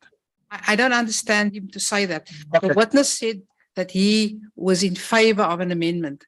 I'm not sure that the witness said that the paper supported an amendment, and that's why I asked you to clarify that. Okay, thank you. I'll clarify it. Ms. Stephanie Merwe, I know you've clarified this, but apparently Advocate Bauer didn't hear you. Did your paper support the idea that there should be both a reviewal and a revision or an amendment of the Constitution and the Reserve Bank Act? Yes, just looking at the wording, for instance, of paragraph 3.9, section 2 to 4. Of the Which paragraph? Sorry, just please, before you do that, just answer the 3.9. question. Answer the question first, yes or no, and then you can motivate. Did it do so? Sorry, repeat the question. Did your paper, was it in favor of or supported the idea that or the call for the Constitution and the Reserve Bank Act to be reviewed and amended? Yeah. The words leaning you were using, and I'm more comfortable with using the words leaning to a review and possible amendment. You want to use the word leaning to? Yes. Why And are instead you scared of? Why don't you just use the words as they are? That you supported the thing to be reviewed and revised or amended. No, I thought we agreed, Jay, that we would use the word lean because support is a conclusion and we haven't reached that point yet. We were still exploring the principles that against which the Constitution should be reviewed. Yes, And no, I was to come doing out- that just for the sake of progress, but Advocate Bauer now wants us to be more specific. I'm putting it to you boldly now that I'm using the word support, forget about leaning, that you wanted the public protector to support that call for the amendment and reviewal of the Constitution and the Reserve Bank Act. I'm putting it that strongly. So the purpose of the research paper was to put it for consideration of the public protector. I was exercising or performing a brief to provide the public protector with the considerations for her to decide. And these were the considerations that, in terms of the brief that I was given by the public protector specifically, to look at reasons for the provision of a central bank, these are the reasons that I proposed for her to consider. To jump to a conclusion and say, I want the public protector to support something, was a bit premature at the time when this research paper was still being drafted. I see. That remark is aimed at me. I'm jumping at a conclusion, at the wrong conclusion, correct? Yes, it was a process. Okay. Now, okay, let me do it differently. I put it to you that your paper did not have the qualifications that you seek to introduce now. It was specific that the public protector must support the call for the revision and reviewal of the Constitution. What do you say to that? I disagree. So the paper was not completed. This was not even the final product. I was not complete with my research. I could have changed it halfway because I'm trying to be objective in the matter. This was at the time the information that I have. Whether the final paper would have had the same conclusions is not something I can say. This was a draft at the time in order to try and achieve what the public protector asked me to do. Yes, thank you, Mr. Van. We've all accepted that you still had some work to do on the draft, but even a draft, in fact, that reminds me that I have draft heads to finish. Even a draft contains certain parts that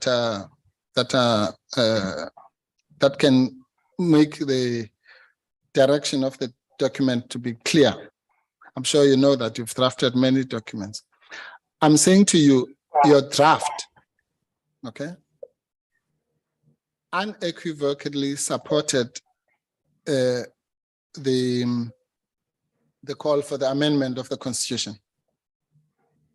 Yeah, I can't put it more clearly that it, being a working document, it cannot be said to unequivocally supporting something if it's not done. So it was a direction, as you said, and that was the direction that my research took me. It was not complete, as I said, because I've explained in my affidavit as well that I'm not an economist. I am doing this in terms of the brief that was given to me. In background, keeping in background what I said, what led to this task is a constitutional submission. This is not a submission to the Constitutional Review Committee. This was a draft research paper for the Public Protector to consider. Yes. And it was in draft. There was no control. No, I'll assist you. Okay, thank you, Mr. Van Merwe. Yeah, I have sympathies with you. I'm also an economics dropout. I think I dropped out in economics 3 or something like that. So, like you, I'm more of a lawyer than an economist. But I'm saying to you, go to paragraph 1.2 so that we can stop this torture.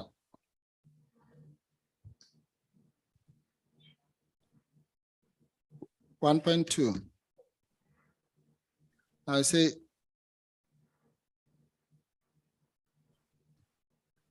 can you read it out? 1.2. The Public Protector's experience and observations on the current governance arrangements relating to the Reserve Bank confirm that it's necessary to reflect on the constitutional principles applicable to a fully fledged central bank within the economic context of our country and the needs of our democratic society. The Public Protector therefore supports the call that the Constitution and the Reserve Bank Act should be reviewed and revised within the precincts of sound, rational, and appropriate institutional arrangements around fiscal policy and fiscal policy management and central banking for the purpose of aligning the Act with the Constitution in order that Parliament may exercise oversight over it. Right. So the part which says the Public Protector therefore supports, you said support is a strong word, but there it is. Public Protector therefore supports the call for the Constitution and the Reserve Bank Act should be reviewed and revised. And you and I agreed revised and amendment is the same thing. Within the precincts of sound and so on, all the other stuff. But do you accept that the governing part of that is that it supports the call for the amendment of the Constitution? I think you've, in fairness to you, you've already answered that. But do you now see where I got it? I see. All I'm saying, Chair, is that this was an interpretation of the Public Protector's brief. I was giving specific instruction, and this is how I interpret the Public Protector would, in the end, if this is supported, what we are saying in the report, would propose it to the Constitutional Review Committee or whatever avenue was going to be proposed at the end of this research paper. So this was a proposed paragraph draft. It was not a conclusion. This is how I wanted the Public Protector to consider whether this is a correct interpretation of her personal, because it's on behalf of the Public Protector. So I have to interpret, and I had minimum directives in terms of what exactly the Public Protector's stance on this is. apart from the responses. So I had to interpret it, research, and then against that, think how does it relate to our mandate and what would the public protector's response be, interpreting her brief to me. Okay, I don't claim to understand that long answer. All I'm saying is that accepting all the qualifications about that the document was not yet finished, but I'm saying at this stage, it was clearly proposing the amendment and reviewal of the Constitution. And I think you and I had agreed on that before Advocate Bauer's intervention, correct? Correct. Thanks. All right. Now that that is cleared, now I'm saying that and again, in your favor, I accept that this view that you expressed here, let me say, was your preferred view to the original brief, which was almost like just to support the so-called Ubuntu clause, correct?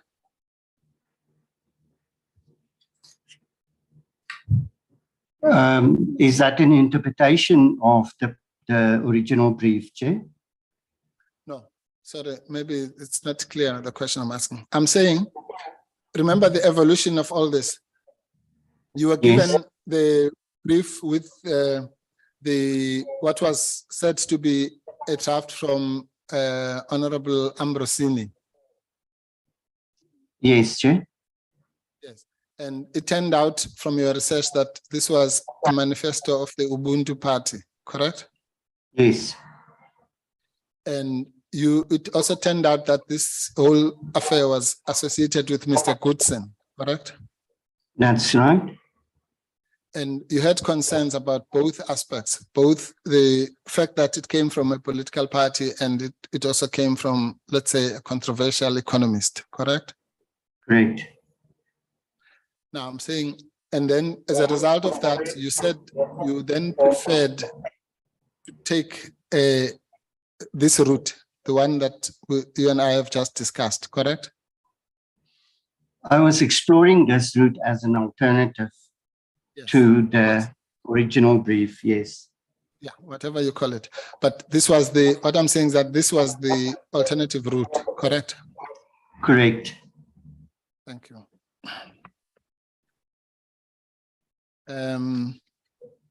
So therefore, this idea that the public protector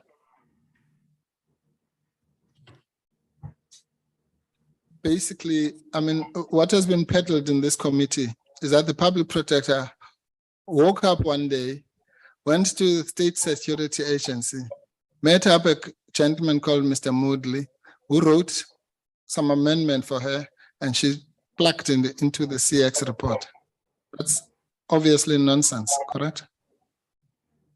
I can't say to what extent this would have informed the decisions around the CX report, because I explained the sequence, the timeline, that this was only made available after the report has already been published. No, okay, thank you, that's fine.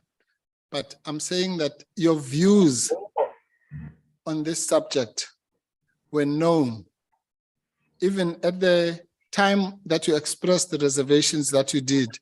You suggested this alternative route a few months before the report was produced, correct? No, Chair.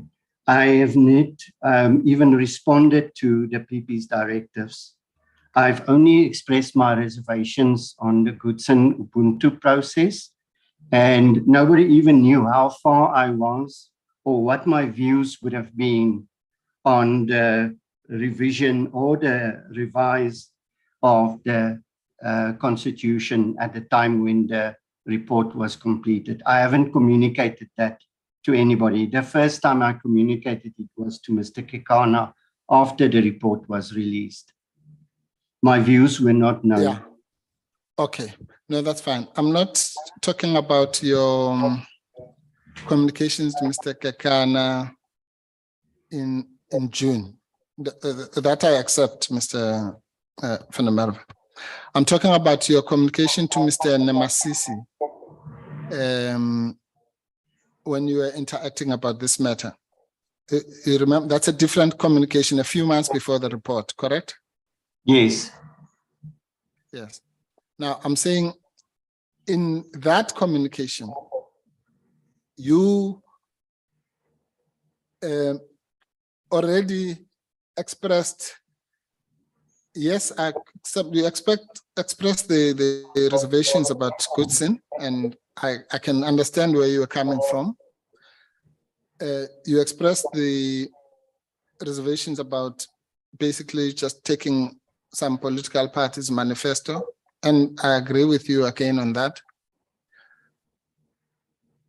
But the point I'm making is that already at that stage, you had a view of what the alternative route should be, correct?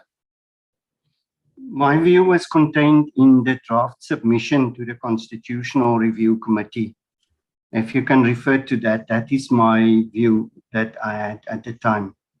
The reservations and then the option, that was to the extent in the context of saying the public protector wanted to, that is how we thought it. Again, it was not my view, it was in support or in execution of a task that I was given. The public protector wanted to make a submission to the Constitutional Review Committee. I didn't agree with the submission of the legislation as a private member's bill.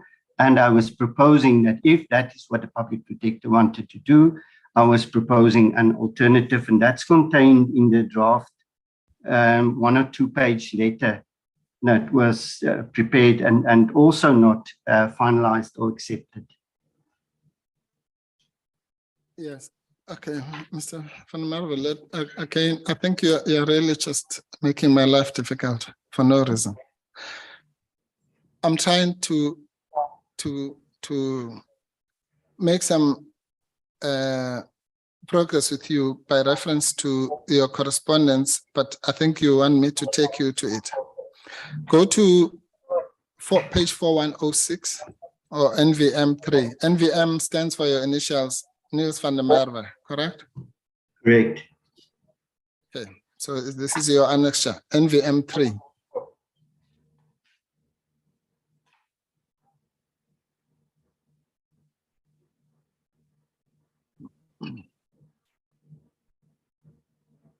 In MVM3, the is 4106. Are we on the same page here? Okay. This is an email from you dated 30th May 2017, 10:43 a.m. Correct? Correct.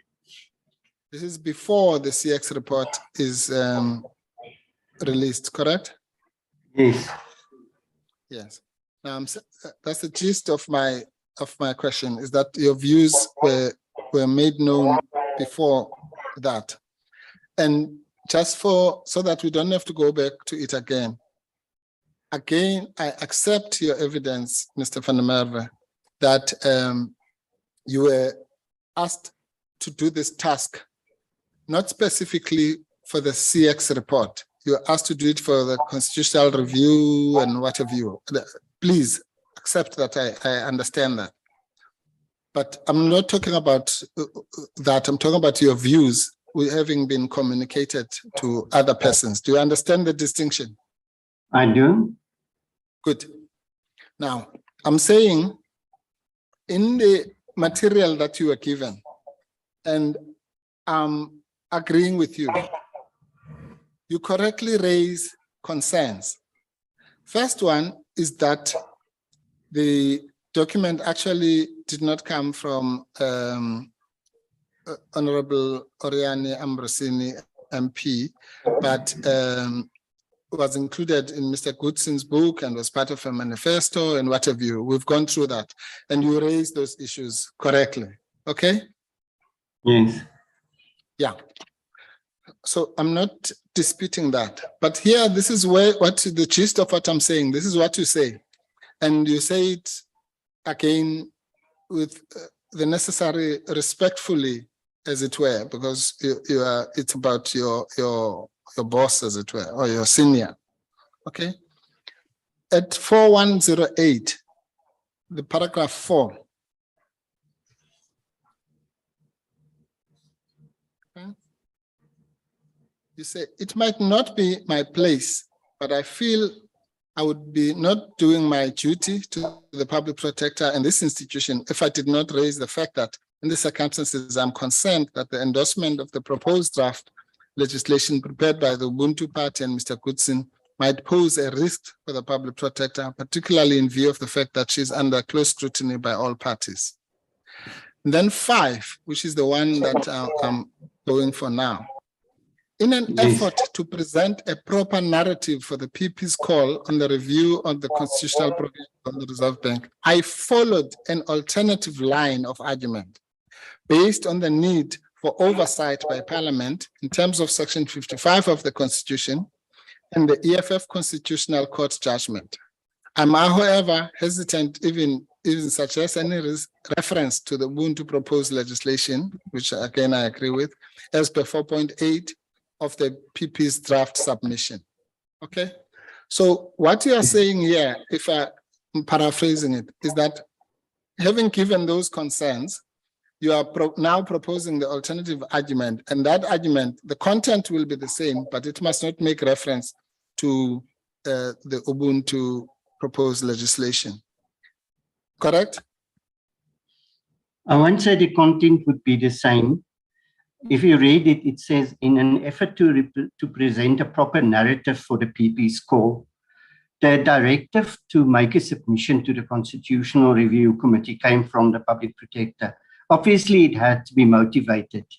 The CEO was adamant that we should go ahead. It's not as if the Public Protector would abandon a submission to the Constitutional Review Committee.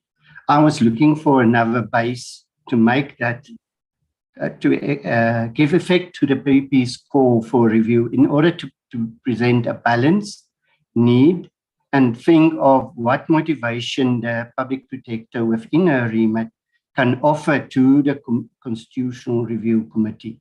So it's in that context that, yes, you are right. But as I said, not a I accept that. So, sorry, finish. I'm sorry to interrupt. But it was just a proposal. I said I followed an alternative line of argument. This was in execution, as I said, of a directive that the CEO made it clear that we were to make a submission to the Constitutional Review Committee. That was the PP's instruction. And this is how I sought to execute that instruction. Okay. Okay, now I think you're changing your evidence, but I understand where you're coming from. And again, I'll give you the benefit of the doubt. I'm not disputing that the original instruction to do this work came from the Public Protector. Do you understand that? Yes. I'm also not disputing that there was a draft submission. Do you accept that? Yes. Yeah. All I'm saying, Mr. van der Merwe, so that we just move on, is that having, in the spirit of what you said you said in the morning that you had the freedom. If you had a different view in your professional judgment, you could have told them that this whole thing is just a lot of rubbish, and you don't think that it has any merit. But I'm saying you carefully made the qualifications correctly about the political connotations, made the connotation, the qualifications about the controversial person involved in this. But having dealt with those things, then expressed a view about an alternative way to pursue this in an alternative way. That's all I'm saying. I'm not accusing you of anything. It's here in black and white. Do you accept that? Yes, but again, I have to qualify it. Chair. This means that what we know at the time, because I'm taking it back to the question that you asked me about the reference that this was known at the time that the CIX report was drafted. What is known from this is that the public protector wanted to make a submission to the Constitutional Review Committee, and I was exploring the options for her to make those. So that's the objective fact that is there prior to the CIX report. Yes, Mr. van der Merwe, I'm even prepared to accept that for the sake of progress. That let's assume there were two exercises. One was the review committee. The other one was the CX report that the public protector was busy with. And at some stage, the two converged. And I'm saying the reason for that is that both the CX report ultimately and your exercise were dealing with sections 223 and 225 of the Constitution, which deals with the mandate of the Reserve Bank. Are you at least happy to accept that the two things might have started separately, but they were dealing with the same subject? That's great. Thank you very much. Okay. So to the extent that your views from that separate exercise might have found their way into the CX report, I'm not accusing you of having written something for the CX report. I'm simply saying that whatever you were dealing with happened to be the same subject matter. Okay. Now, the next question then is, in what context? And again, to help you, I accept that when you sent the document to Mr. Kekana, it was the day after the release of the CX report, correct? Correct. Yeah. So let's put that aside. Now, in what context was this exchange between you and Mr. Kekana, who was busy with the CX report, and you giving him the paper, let's call it that? I tried to see from my records what preceded this exchange, and I can't recall whether he called me or I called him, because in my email to him, I referred to a discussion.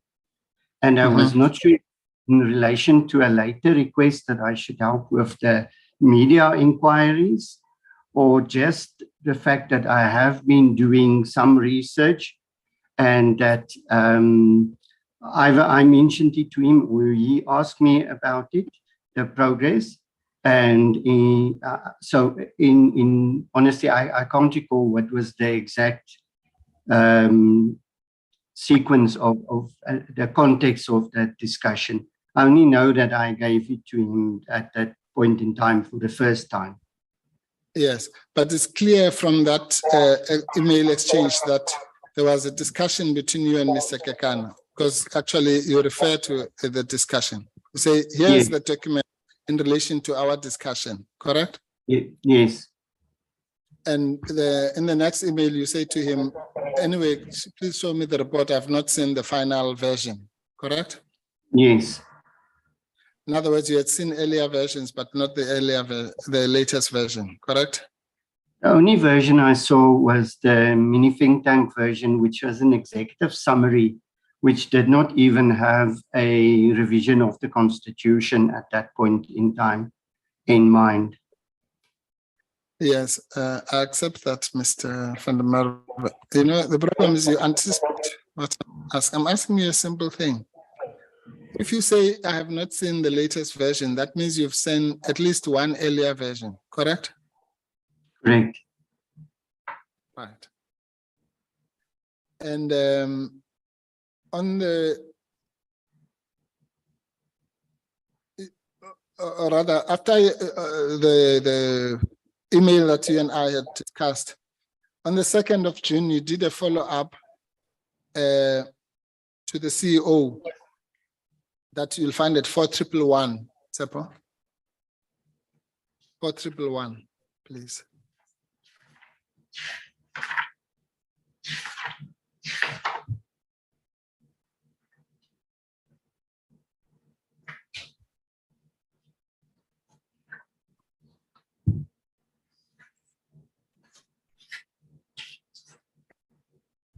Are you there, Tsepo? Almost there, okay.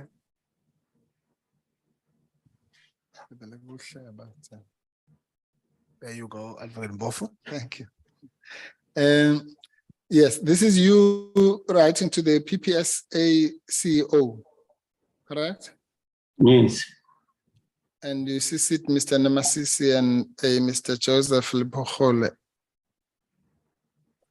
And you said this is confidential. Then you say, I am sorry to bother you, but I was wondering if you had a chance to look at the issue raised in the emails below or consider the draft submission to the Constitutional Review Committee, excluding the potentially controversial draft legislation proposed by the Ubuntu Party and included in Mr.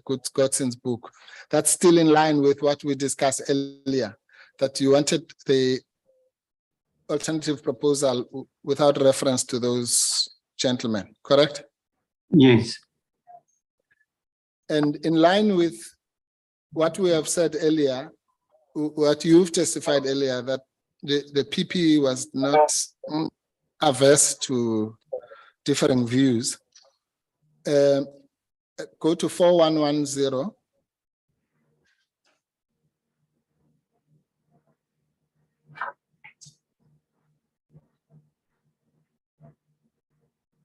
This is an email on the 7th of June. Again, before the release of the report, correct? Yes. And the public protector says in response, dear CEO, one, I'm aware about Neil's concerns. In other words, all the issues that you had raised, correct? Yes.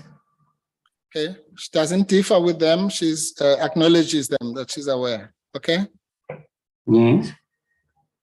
Then she says, can he, that is Niels now, propose how we can amend the constitution to have the state bank and parliament to oversee the state bank?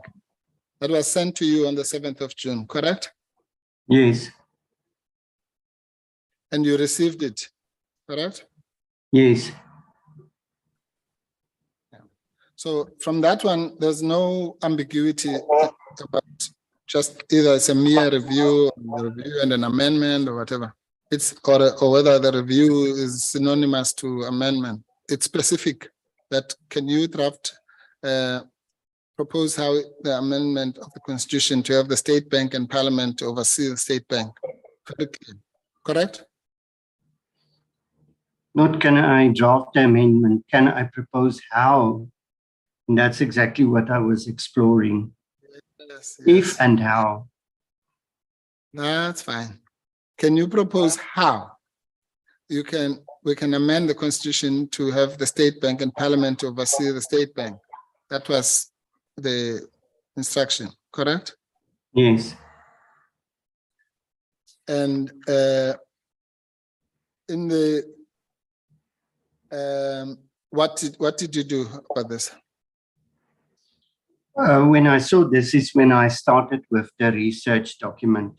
And that is how I then did the first paragraph, and that this was in execution of not only how, but if and how.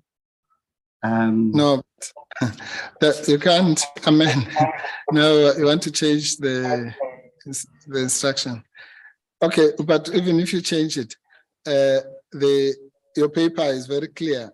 It then talks about what you and I have discussed earlier. You then come back on the task of the review amendment of the constitution in your paper, correct? Which was unfinished. No, my methodology is clear. You said yourself, the PP values my input.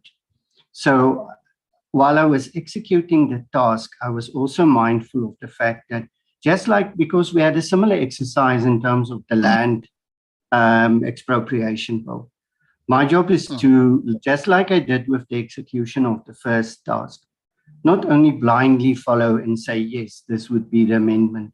I was exploring that if we were going to ask for the amendment, these are the considerations we want to put forward for the review. That was not concluded. I was not even there where the point where I was saying how we would be amending the constitution. I was just looking for the motivation. What were the principles that we could review in such an exercise? That's my methodology, and that's how I work. Yes. No. Maybe on his methodology, we'll pause. We'll pause on Take methodology. a tea break and back at Thank you, Chairperson. 2. Thank you. Recording stopped.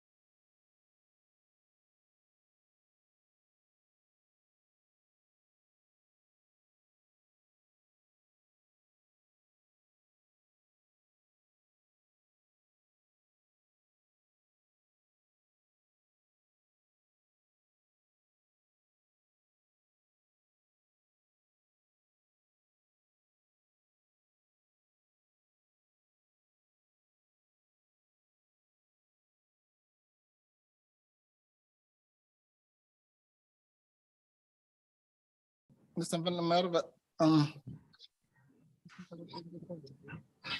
sorry. Yeah. Now I was saying that the reason I'm taking you through all this is because it's to debunk one of the key narratives in the Mazone motion and the theories that were put across here. What actually happened here is that the public protector, as was said in the EFF judgment, touched the untouchables, the powerfuls of South Africa, and dared to suggest that there should be an amendment which is in the interest of the poor masses of our people. And then they climbed on her like a ton of bricks until she's here today. And the basis of that is that this was just some frolic of a mad black woman who just woke up one day and decided that the Reserve Bank should be nationalized, or all sorts of horror stories. So that's why we have to take it through bit by bit where this actually came from. Right. Now, I was saying, since we're on that topic, you are aware that the public protector was, shall we say,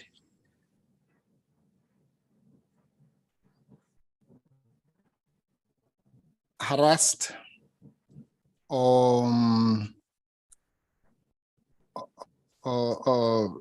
targeted by the Democratic Alliance from day one, from the day, even before she went into the office, before she knew the office address. There was that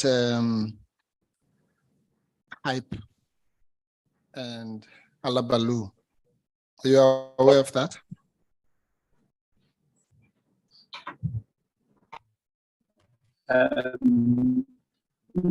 Yes, I mentioned it, that she was under close scrutiny. Mr. I just had yes. I think the rest you're cutting and looks like you are freezing. Are you back? I hope so. Can you hear me, Chair? Yeah, you're back now. Yeah, you just said yes, and then you said something. Sorry, what was the rest of it? Yes, I can't attest to the exact sentence that you were saying, apart from the fact that I know the PP was under close scrutiny from political parties. Yes. No, fine. Yeah, you don't have to adopt all my, but something like that. That from the gist was really not so much in that. It's the fact that this happened, as I say, even before she set foot in the office, correct? Yes. Right. And so we're going to demonstrate fully when the public protector testifies that that is really what all this waste of money and time is all about. It is in pursuit of those two things. Her harassment by the Democratic Alliance before she even started, which led to the Mazone motion eventually, and her work where she touched the untouchables on the economic untouchables and the political untouchables in relation to other reports such as the CR17. Now, you know that the Democratic Alliance called her a spy, correct? I know about the media reports and I know about the defamation. I don't recall, I can't remember where it came from, but from the documents I saw, there was an allegation that it was made in July or so, 2016. Right.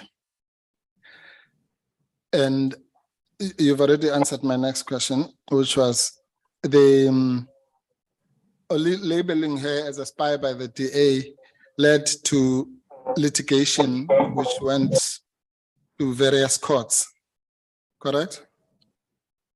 Yes. And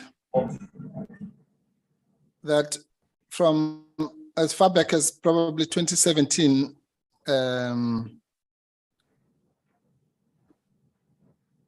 after the initial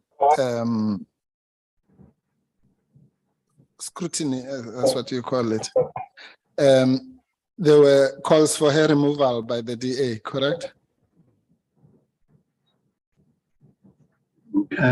Yes.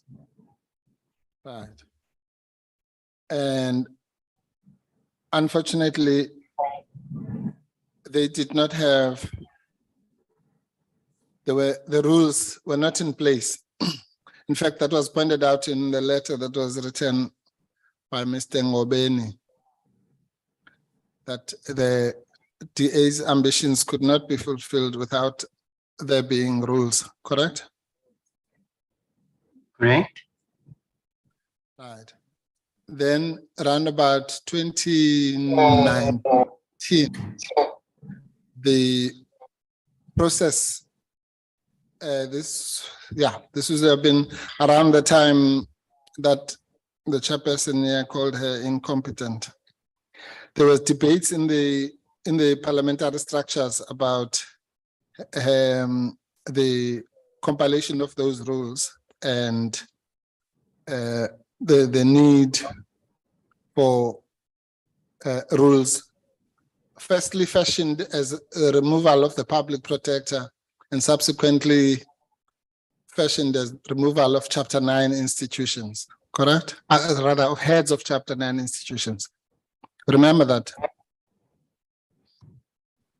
Insofar as it's in the public domain, yes, I can't confirm that. No, fair enough. Yes, and I accept that. And ultimately, at that time, it was Mr. John Steenhuisen who was the chief whip, and he was he proposed a motion for her removal, and then it was withdrawn once they realized that it needed rules, correct? Again, I can only assume that it was in the public domain. I don't have details to confirm that. I haven't looked at any records to say who was it, but as far as my recollection is, it's a fair narrative. Okay, no, fair enough. I'm not saying you have intimate knowledge, but whatever the source, whether it's the public domain or whatever domain, but you are aware of that history, correct? Yes. Right. Then this ultimately led to, on the 3rd of, okay, if you don't know the date, obviously you don't have to comment, but sometime in December 2019, the National Assembly finally passed the rules, correct? With that qualification, I don't know the date, yes. Yes, okay, yeah, you can take it from me, it was the 3rd of December, that's fine. And then within literally 72 hours thereof, there was a motion of Natasha Mazzoni for the removal of the public protector. Again, you don't have to have counted the hours, but if you know broadly that shortly within a day or two after the passing of the rules, there was the first Mazzoni motion. You are aware of that? Yes. Then we, and this part you may not know, we wrote a letter, or rather the Speaker of Parliament announced in the media that there was a motion to remove the public protector without even telling her. She just saw it. She was on her way to Mpumalanga, I think, and she saw the that she was now going to be impeached.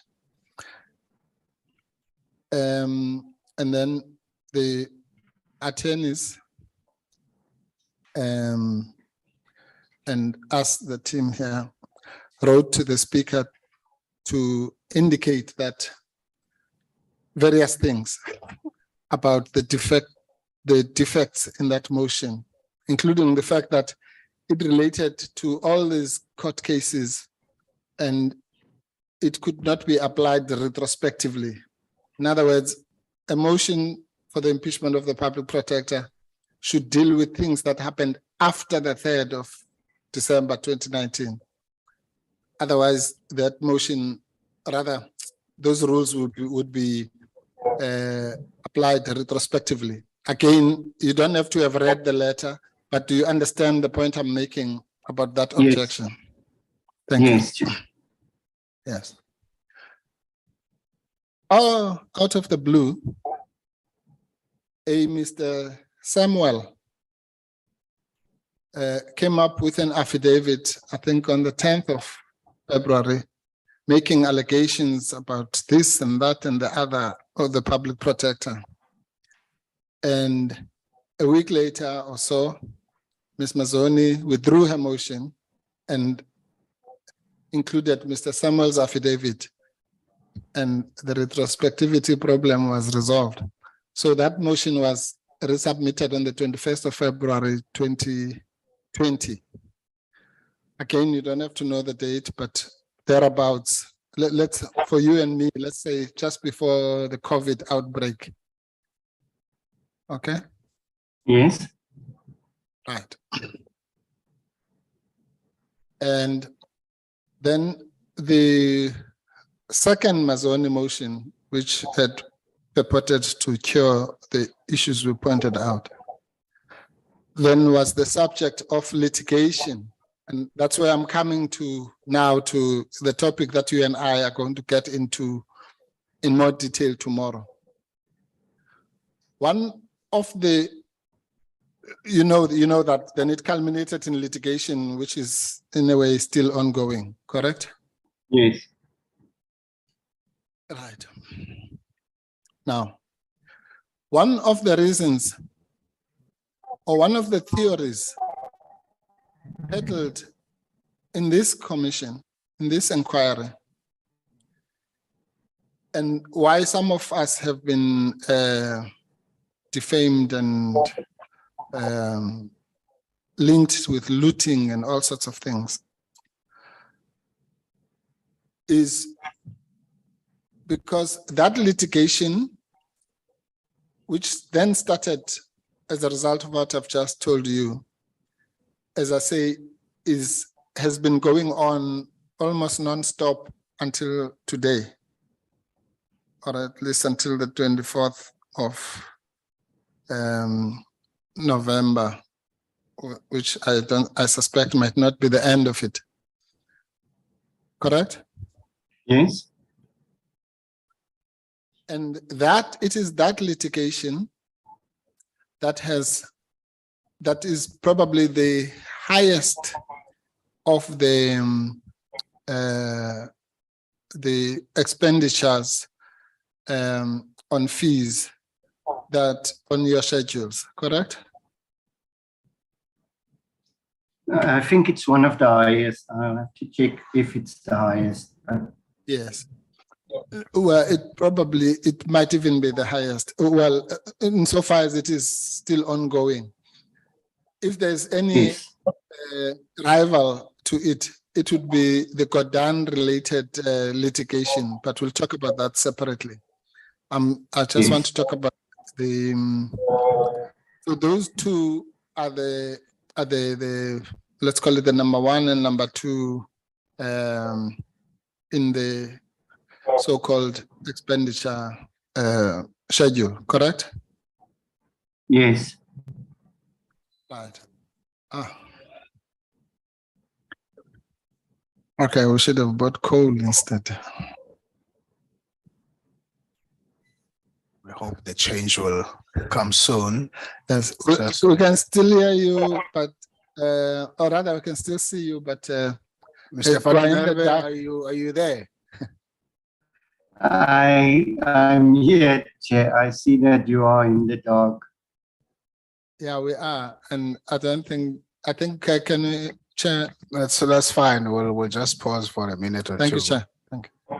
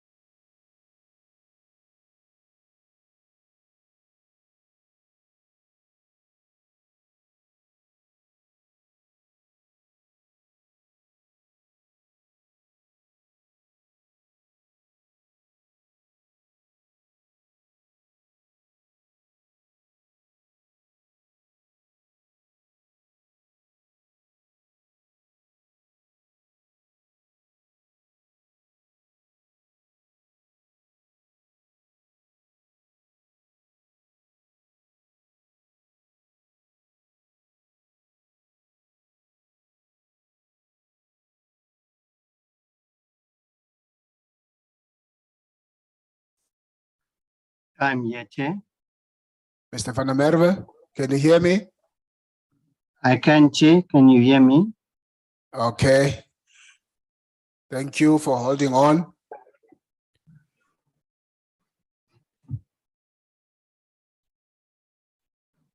I'll just be with you just now. We have lost a very precious hour, and I will try and get it back so that we don't run out of time. Thank you. My apologies to Advocate Mpofu for a disruption, which might disturb the flow of cross-examination, and to yourself, Mr. Van der Merwe, and everybody else, colleagues. I don't know why it could take so long, more than an hour, such a disruption. We've lost that hour indeed. So, Mr. Van der Merwe, are you ready? And I'll now hand over to Advocate Mpofu to interact with you. Thank you, Chair.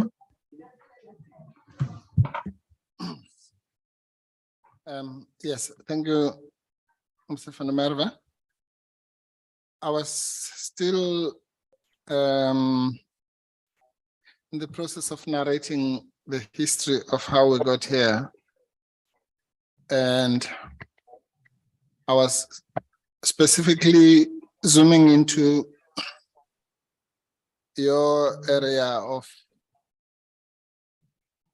testimony, which we will deal with again in more detail tomorrow. And I was saying that, and I think you had agreed, but you can confirm it, that of the cases that you had listed in the total spend of the past 5 or 6 years, the highest spend would have been in the matter to do with this committee, which started in February 2020 and is still continuing in some form or another. I'm just calibrating where we stopped. Do you agree with that? Yes, that's correct. Yes. Right, thank you. Now, when the public protector testifies, she's going to indicate, and again, you may or may not be aware of this. If you are, you'll confirm. If you're not, you're not. Then we'll move to the next point. That spend on that case, which, if you ask me, is probably now, if you take the total spend, the spend on the public protector, in other words, the cost to the taxpayer, public protector, the speaker, the chair of this committee, the president, I wouldn't be surprised if that spend on that case is almost now approaching 100 million, or anything between 60 million and 100 million, and still going.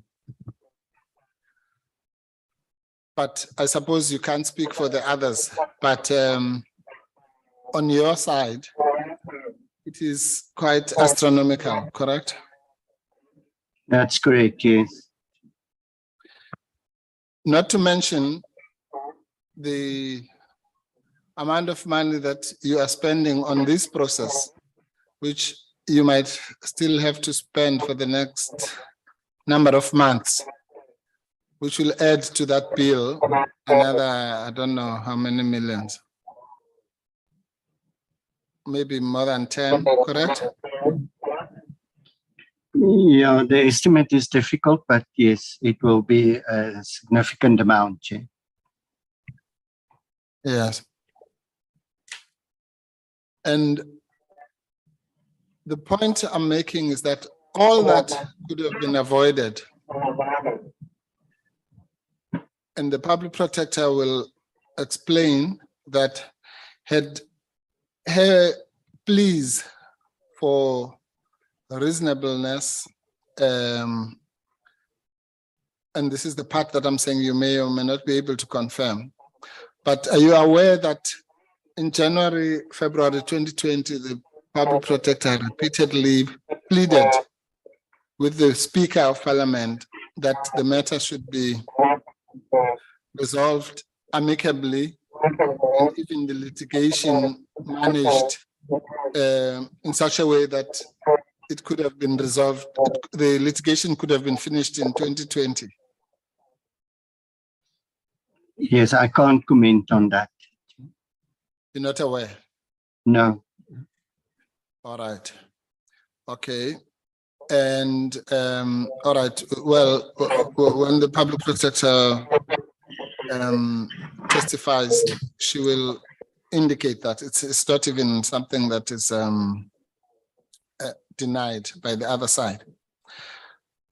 But assuming for now that that is true, assume that the public protector tried unsuccessfully to ensure that the litigation would have been finished around 2020, one way or the other.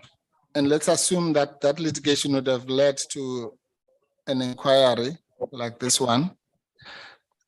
If it had all that had happened in 2020, by now this would have long been finished and we wouldn't have all had to spend that money. Do you agree?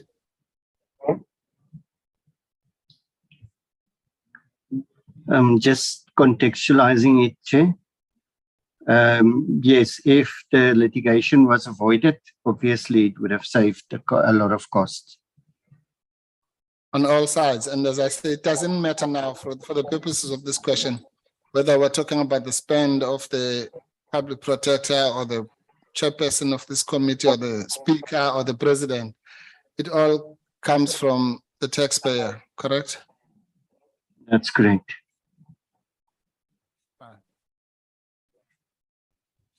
And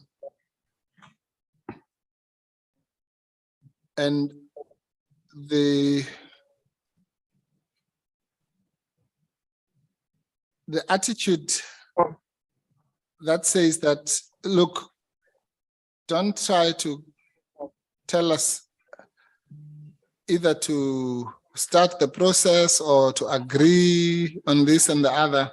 We will not move until there's an interdict from a court for us to do something, would then mean that all the steps of the way had to be followed. Part A, Part B, appeal, Part A, Part B, appeal. I don't even know how many times over and over, getting us to where we are now, correct?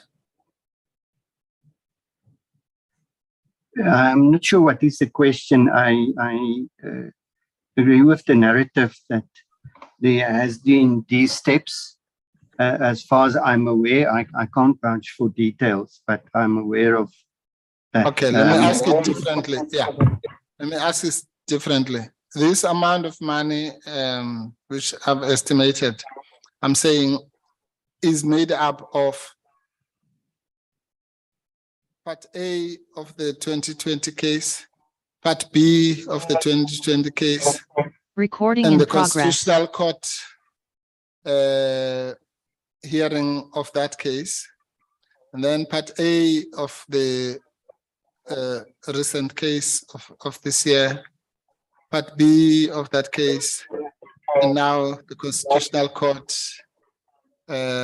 litigation around that case. Both of which,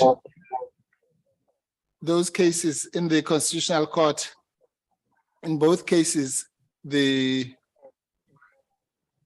President or the National Assembly had lost the case and appealed all the way up until the Constitutional Court. Is that a fair summary of your understanding? In other words, they were the appellants in the Constitutional Court.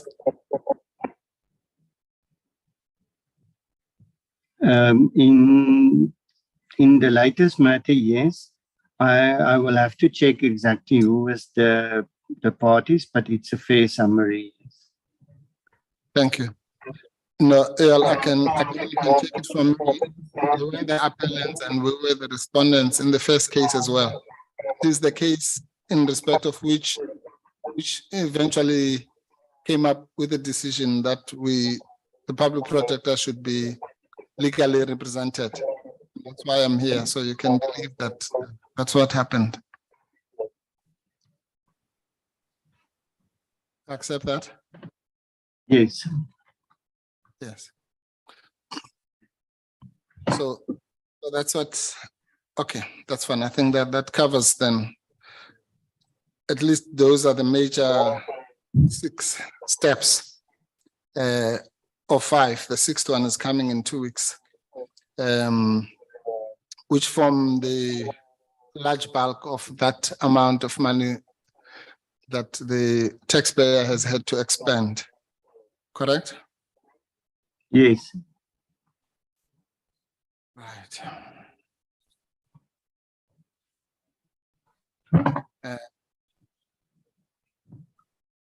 Yeah, that's fine. And as I say, we don't know the end of it because this process is still continuing. And so is that litigation in the Constitutional Court as we speak, at least as of today, correct? Yes. Thank you. Then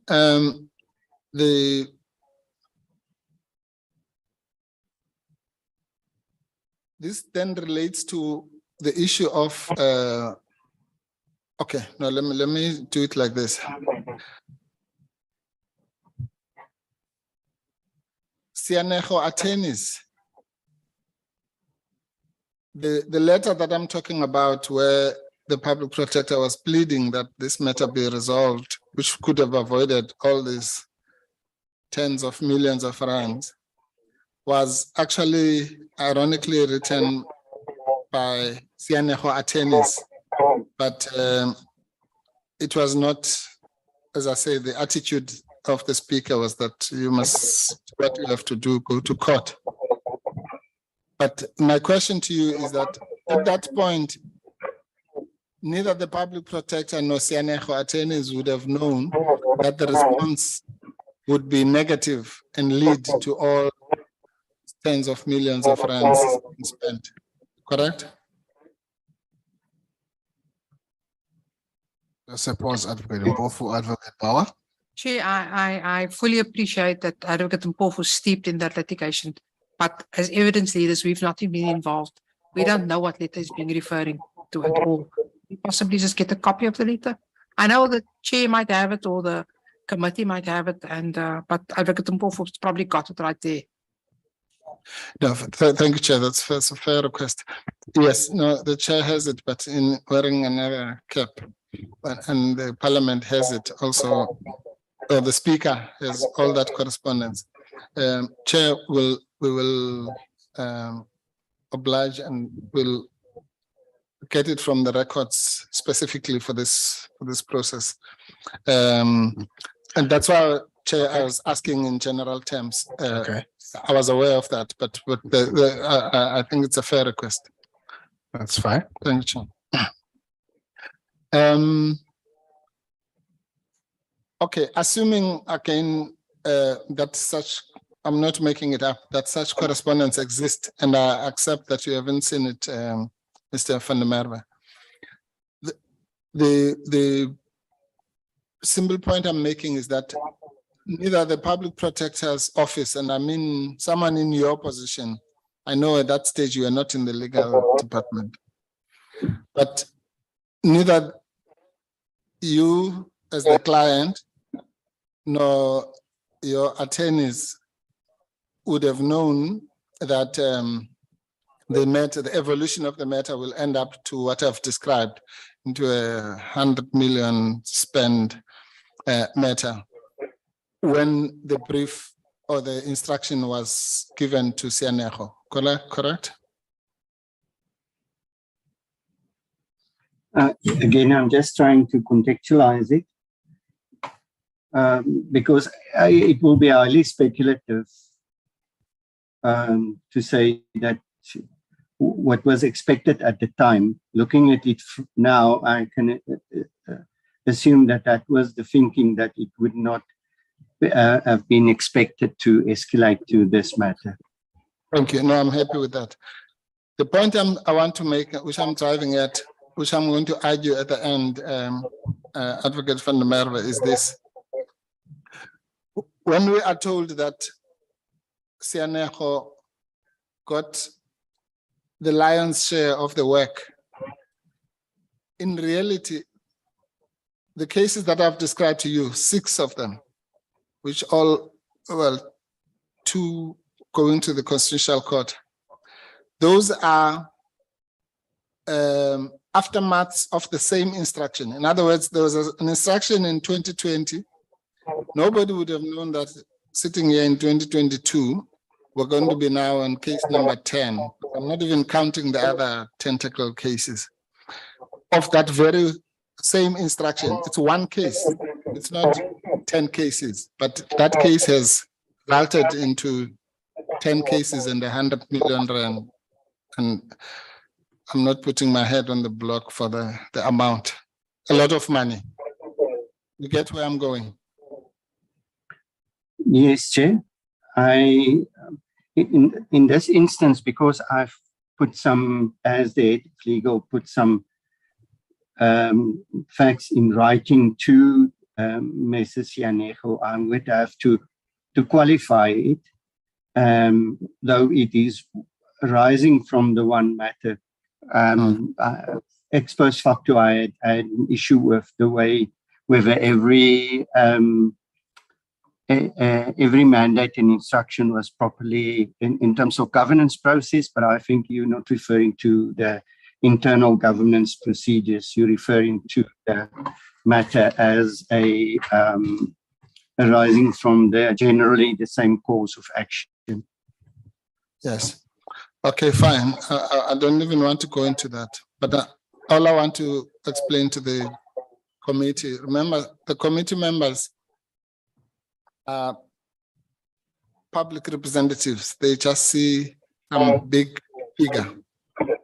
I'm trying to put that into perspective, that actually it's one case. And let me end it like this, maybe. Would you agree that in your experience now, the extent of which I don't know, but would you agree that if a complex case like that, let's assume tomorrow someone were to say, no, Sianego attorneys must move from that matter, that entire institutional memory of the same attorney who had been handling it, the new one would probably cost millions, but just before you even start, because they would have to familiarize themselves with the case from February 2020 up to now. Is that a fair assessment in your general experience? Yes, as a general proposition on a complex case, that's correct. Yes, just as I know there was a false accusation about withdrawal a few weeks ago, but just as if, let's assume there was such a withdrawal, if a new team were to come in now into this inquiry and have to go through the 20,000 pages of paper that has been generated, that would cost, as I say, probably millions and millions of rands before they even write even one letter, just from familiarizing themselves. Assume attorneys, one senior counsel, one junior or 2 juniors. Would you agree? Yes, unfortunately, I as a general proposition, yes, unfortunately, I'm wearing 2 hats as the person who would have to foot the bill or manage the expenditure as well. So I would have to if that subjected thought is not occurring. Then. Okay, no, I understand that. I'm just saying, Any lawyer should be able to answer that. And in respect of any matter, quite frankly. The point I'm simply making is that the fact that it's a complex matter just makes it worse. Yeah. The general proposition I'm making is that if you have an attorney and a team of counsel who are familiar with a particular matter, and you change those teams somewhere halfway or at any stage, that entails an extra cost, because the new team obviously has to familiarize themselves first, correct? Yes. Yes. And so you can multiply that. If it's a complex matter that has already cost you 20 million, it might cost you more. But even if it's a small matter that costs 100 rand, that principle applies, correct? Yes. Thanks. So, right. Now that we've got that in perspective, and I don't want to go through the same painful blow-by-blow experience. The second matter of the same magnitude, where the instruction went to Sianeho, was let's call it the Godan matters, correct? Yes. And in respect of those matters, what I've just described actually is chicken feed, because those matters went to the High Court, Full Court, SCA applications for leave to appeal, Concord application for leave to appeal. I'm not counting the small matters in between, but let's just say both of them, at least the Pillay, so-called Pillay matter and the rogue unit matter, ended up in the Constitutional Court. Another one of them, the last judgment was handed down today, correct? Yes, that's correct. Yes. And again, that's a series of, it's the same instruction, which started in 2019. Was the last election in 2019? Yes. Which started in 2019, and as I say, it culminated today in a lot of money spent for, I remember in one of those matters, I was leading one team and there were 4 teams, I think, against me. One was representing Mr. Pillay, one was representing Mr. Godan, other one was representing Mr. Mahashula, and I don't know the other one was representing, but maybe there were 3. But each of those teams had senior counsel, attorneys, and all sorts of people. From 2019 up to now, you can just imagine the astronomical cost on all sides would also come close to the 100 million figure, correct? Yes, well, I can speak about our expenditure there. Fair enough, yes. Yes, but you can extrapolate. Okay, let's assume we were, and when I say we, I mean you and I now on the same side. Let's assume that we were one of those 4 teams. Would my estimate be not reasonable? Yes, I can't say the hundreds of millions, but yes, it's if you look at our expenditure and think this is from 4 sides, then yes, it can come close to, I think, 80 to 100 million. Yes. And again, the only point I want to make now, looking at our point of view as the public protector's team, so to speak, is that that instruction was also, if you like, a single instruction. Okay, I know it was 2 because the cases were interrelated, but 2 interrelated instructions basically dealing with the same parties on both sides, correct? Yes, correct. And what is more about that one is that, unlike the first one, which I've demonstrated was instituted reluctantly by the public protector after being rejected by the speaker with overtures of cooperative governance. In the case of the second big case where that much money was spent, actually, this was a case brought against the public protector, not by her, correct?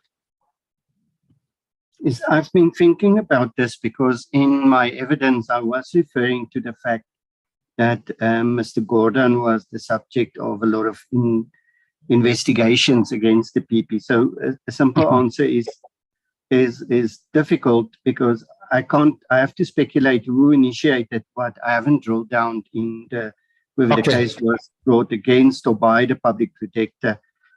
From my perspective, because I wasn't involved in the litigation itself, I just have an overview of the parties and the cost that were incurred. Yes, I can't comment on that. Fair enough. And actually, my question is too broad and to some extent inaccurate because of its broadness. So I'll break it down. You don't have to speculate. In so far as it is a review, it should follow as a matter of logic that the public protector was not reviewing her own report. So it must have been somebody else who did the review, correct? Yes, she would have been the respondent, yes. Yes. So there's no doubt about who initiated to the extent that my question was inaccurate, let me correct it like this.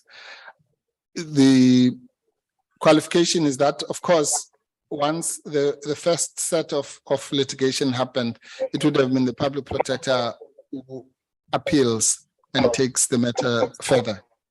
So I was just talking about the initiation of the matter, but it's subject to that qualification. Do you accept that?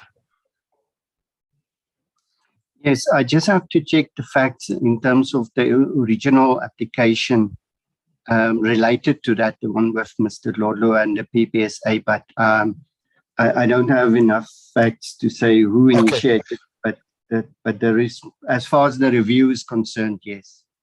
Yes, thank you. Okay, now, okay, I was going to clarify. Okay, that qualification is, I'm happy with it because it saves me from having to testify.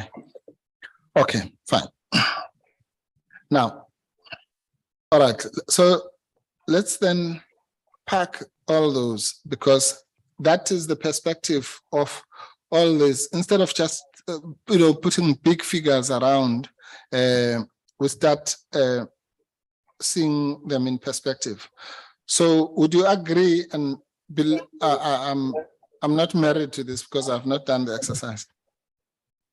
Would you agree that that whole lump sum of, I think it's 147 million or whatever, over the years that we're discussing, a big chunk thereof, and I'll give you the percentage tomorrow, would come from those two cases that you and I have just discussed? Yes, according to the figures at my disposal, it's 16 and 19 million. So it's about 35 million. Yes. And let's just say, yes, no, fair enough. Let's just say there's no other combination of two cases that would come up to 35 million. All the other amounts would be split into smaller chunks, correct? Yeah, the closest to that is the ABSA CIX matter. Yes, correct. You're right. The third, yeah, in that series, if you were to say which are the three big matters in that spend, yes, I agree with you. It would be National Assembly, the Godan matters, and ABSA matter, correct? Correct. Right. Well, which then brings us back to the ABSA matter, where you gave the advice and part of the recommendation for what ultimately caused the furore, which was the proposed amendment of the Constitution, in the manner that I explained, in the indirect manner that we explained earlier.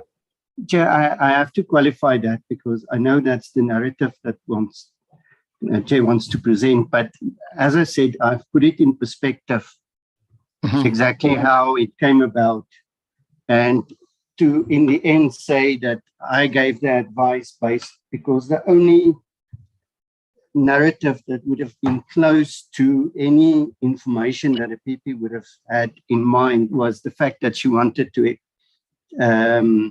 amend or review the mandate of the Reserve Bank, and I was working the only sentence, and I've looked at it, where I made any suggestion before the ABSA report was I followed an alternative line of argument based on the need for oversight by Parliament in terms of Section 55 of the Constitution and the EFF constitutional mandate.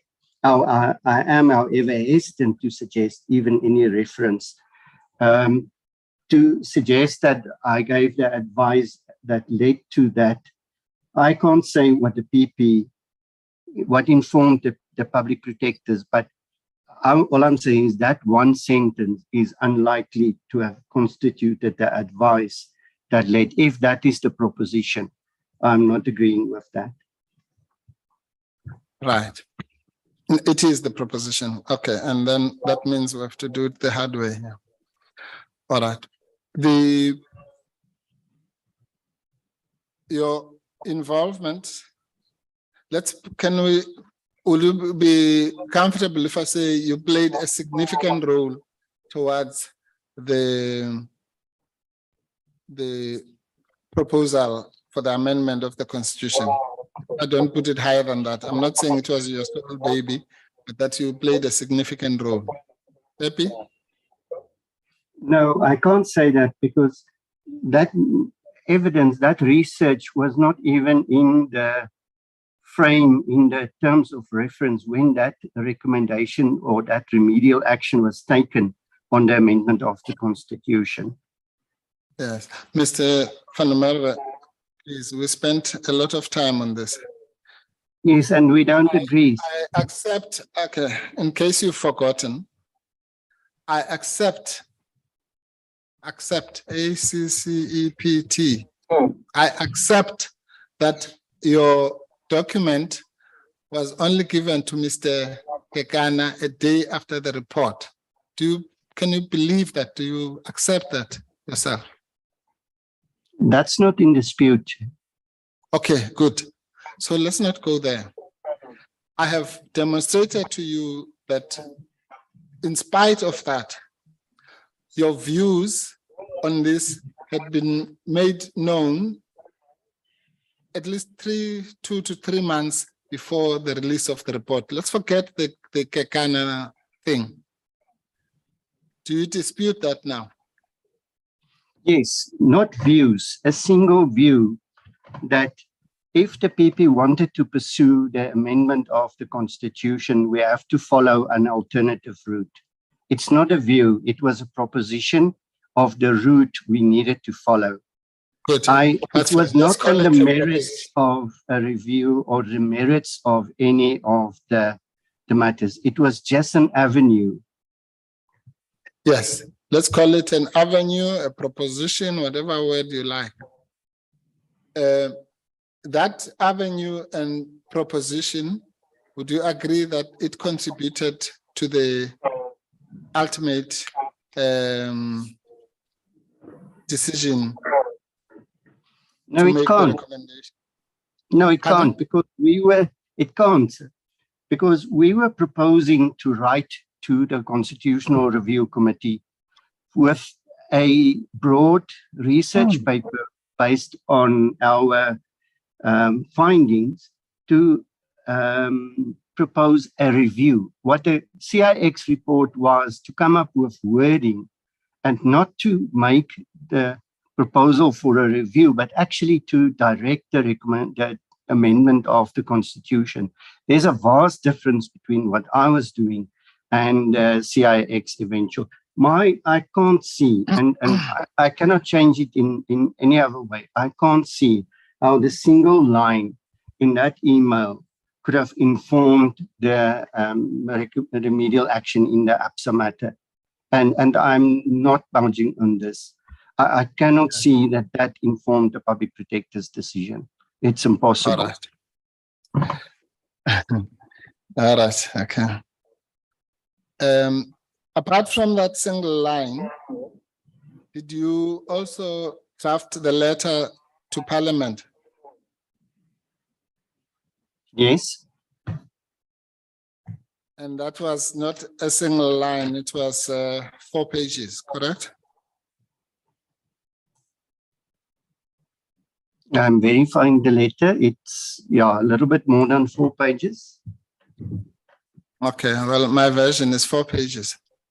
And that will be found at page 4114 to 4117. Can we put it up now?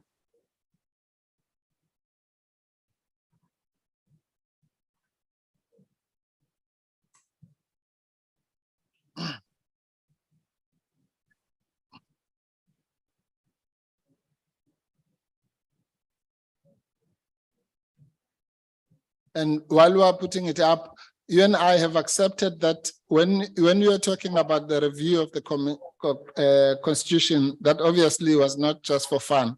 It was linked to the review, and it's changing to suit with whatever the public protector wanted to achieve, correct? Yes. Right. Now, if we understand then the word review in that broad sense, then your letter, let's look at your letter.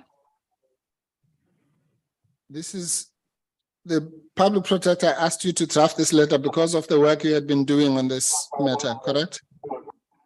No, I draft this letter as an alternative, like I said in paragraph 5, because I could not execute the directive of the public protector to endorse the Ubuntu. Yes, yes, fair enough. So it's even better. So you drafted this of your own accord, correct? No, sir. I drafted it as a response to the public protector's directive. Yes, I understand that. As an alternative to the directive that I was given to come up with something else that the public protector could consider as opposed to the risky one. Yes. But whether the Mr. public Merwe. protector consider it, I can't say. Yes, Mr. Merwe, I'm with you 100%. The only issue I'm saying is that you drafted this of your own volition as part of that proposal for alternatives. That's all I'm saying. I'm not saying it was your original idea or whatever. But you, Mr. Van Merwe, woke up one day and decided to draft this letter of your own volition. That's all I'm saying.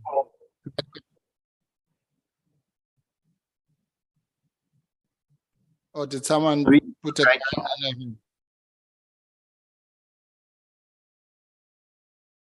Own volition doesn't apply to this because it would imply that I drafted it just as an own initiative. I think the word volition means that it came from me. But can you still hear me, Chair? Yes, proceed. We can hear you. Yeah. So to put the word volition in this is not my own volition. I was executing a task. And this task was to come up with an interpretation of the public protector's directive. This was not my directive. It was to say to the public protector, if you were to do it, this is the way. It was not me putting words and advice in the public protector's ear about how she can do it. This was interpreting her directive and say, as opposed to the directive of just endorsing a letter. This was an alternative way. We don't even know what value. I don't even have an idea. So I can't comment to say that this was exactly the advice that a public protector informed the UPSA, because first of all, it's far removed from the conclusion that was reached there. These were just preemptive ideas of saying this is the alternative. So to draw any conclusion on the weight thereof, for me, it would be highly unfair on me. Okay. Okay, let's try again.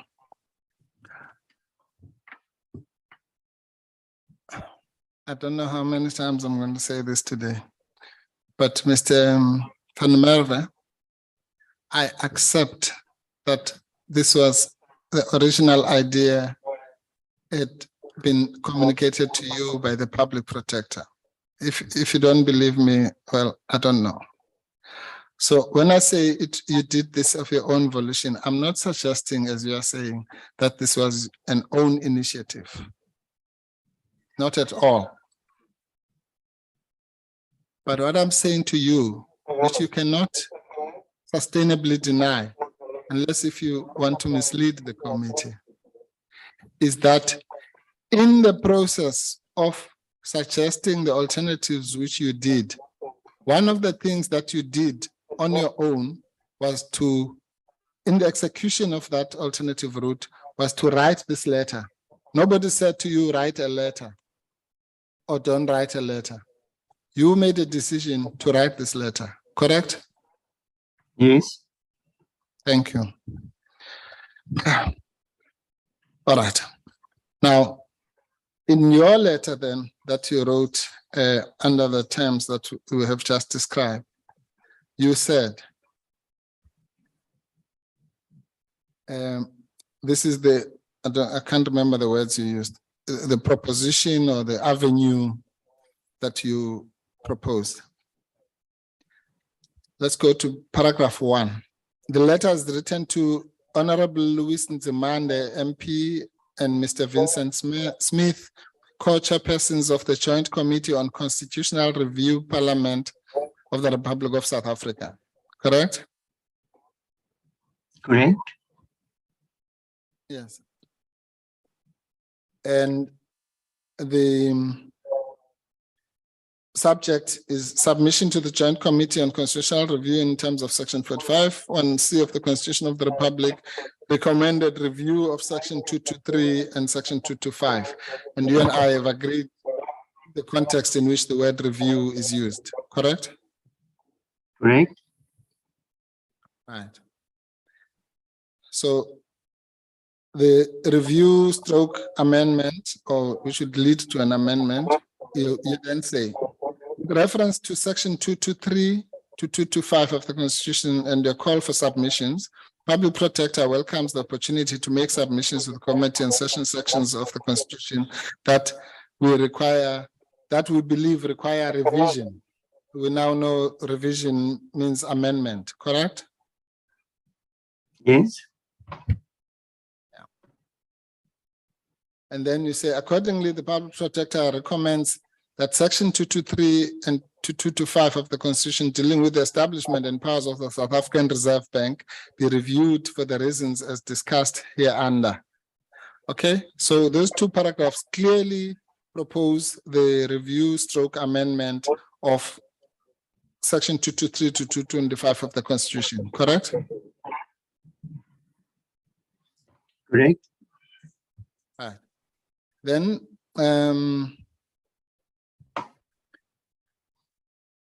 okay, I won't read the whole thing, but 4.1 says it's not the purpose or intention to provide a comprehensive legal analysis and so on, but rather to draw attention to key concerns in relation to the effect thereof on accountability and parliamentary oversight as required in terms of Section 55 and 69. You and I have gone through this. This is what you call, I can't remember the word term, accountability, independence or something. You remember? Yes. In your paper? Yes. So, That's correct. yes, called accountable independence. Correct? Correct. Yeah. Then to the perspective, which, and again, when I say it's your own initiative, I don't mean it was your original idea, but you managed to situate this exercise in a constitutional court judgment as follows at paragraph 4.5. You say, in the Economic Freedom Fighters versus Speaker of National Assembly, the Constitutional Court highlighted the following important aspect of the mandate of the National Assembly relating to oversight emanating from the Constitution. And then you quote from that case. Similarly, the National Assembly, and by extension Parliament, is the embodiment of the centuries-old dreams and legitimate aspirations of all our people. It is the voice of all South Africans, especially the poor, the voiceless, and the least remembered. It is the watchdog of state resources, the enforcer of fiscal discipline and cost effectiveness for the common good of all our people. It also bears the responsibility to play an oversight role over the executive and state organs and ensure that constitutional and statutory obligations are properly executed. That's you laying the basis for the proposed amendment, correct? Yes. Yes. It's not the public protector who gave you this quotation from the Constitutional Court as the basis for the amendment, correct? No. Good. Then you go to 4.6 and you say that, I'm jumping the first part. Sections 223 to 225 of the Constitution are not sufficiently aligned to the constitutional requirement for mechanisms on oversight. Inter alia, Section 42 and 55, as well as the relevant constitutional provisions that refer directly and indirectly to oversight and accountability to enable the National Assembly to effectively maintain oversight over South African Reserve Bank, as well as the relevant responsibility of the Minister of Finance. That's you. It's not the public protector who said you must put those words, correct? Correct. And then you say, it is proposed that the Constitution and the Reserve Bank Act should be reviewed and revised, in other words, amended, within the presence of sound, rational, and appropriate institutional arrangements. That's the same from your previous letter, around fiscal policy and fiscal policy management and central banking, for the purposes of aligning the Act with the Constitution in order that Parliament may exercise oversight over it. Those are your words, correct? Yes. And those words, word for word, this you do in May of 2017, correct? June, in the research paper. No, the letter. Yes. Yes. The words that I've just read to you, word for word, come from that sentence that you and I discussed. Yes. In your paper that you gave to Mr. Kekana. That qualification within the principles of sound, rational, and appropriate institutional arrangements around fiscal policy and fiscal policy management and central banking for purposes of aligning the Act with the Constitution in order that Parliament may exercise oversight over it, save maybe for a comma here or a word there, but that's a reproduction of the same phrase, correct? Yes, correct. Yeah. So the fact that you gave this thing to Mr. Kekana a day after the CX report is completely irrelevant because it was already contained in your ideas which you had designated before, correct? Yes, again, and I must qualify this extremely Yes, please. Clearly. This was a letter I don't even, and from what I read, when I read the public protector's email to say how, because if you say then I amended or I proposed how the Constitution should be amended, it was clearly that the PP did not read this letter because she asked me after a submission of this letter that I must make a submission as to how the Constitution should be amended. So to say that this was in fact even read by the public protector is highly speculative. I don't know. To say that this informed and then construed the APSA recommendations or remedial action is again speculative. I don't know.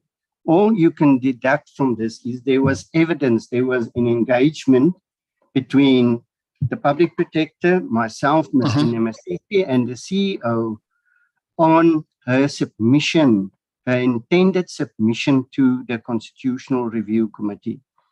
Whether the public protector then decided to change course and change the wording of the Constitution, how this would then relate to that and lead to that, for me, is highly speculative. There's, for me, no direct correlation. I can't say what was happening in the PP's mind to say that this informed her decision.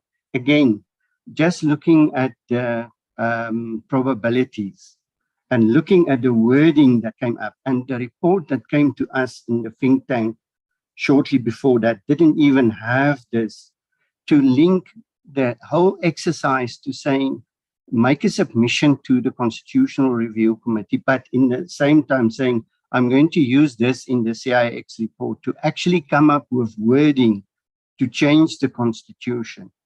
It's a learning a responsibility to something I did for a completely different exercise.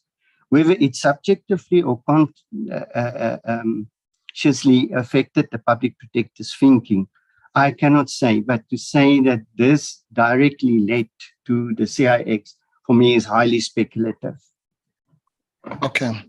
So is your argument then, you want this committee to believe that all this that we've referred to was completely unrelated to the recommendation to amend the very same sections 223 and 225, which ultimately found itself in CX? Is that what you want the committee to believe? Yes, and again, I say in the context, because what we are dealing with is as I said, the avenue is different.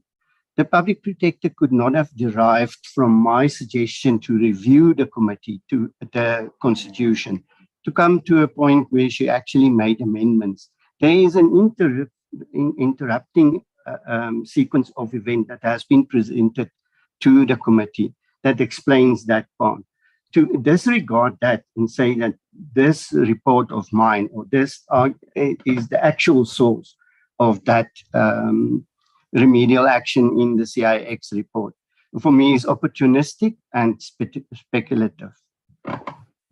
And the opportunist in that sentence is me, or the public protector. I can't say that from my reading of the engagement we had, there was no concrete substantive submission that could have even led to a remedial action in the CIX report based on what I was presenting. An incomplete document. Right. And would your answer be different if in the CX letter, or rather, sorry, in the CX report, the public protector had used your words and said that she recommends that the Constitution be reviewed and amended as discussed hereunder? Yes, because then there's a direct correlation between the substance of what I was dealing with and the end result in the CIX report. Currently, there's no direct correlation. So the difference is that you use the word, the Constitution must be revised, and she might have used the word amended, which you and I had agreed are synonymous in this context. And you call that a difference? Yes, I do, because we were not sure even if we were going to, at the end, say the Constitution must be amended. Obviously, if you make a submission to the Constitutional Review Committee, it's not just in the air, like you say, but it's not a directive. It's something to give a thought, food for thought for them to say that when you are reviewing, because they were reviewing, and obviously they were not reviewing it in the air. It was with the review to see if amendments were required or necessary, and we wanted to contribute to that process. Yes, Mr. Van Merwe, let me assist you. Again, sorry, I said it was the last time, but it wasn't. I accept that in the CX report, this matter was put stronger or more directly. Okay, so put that aside.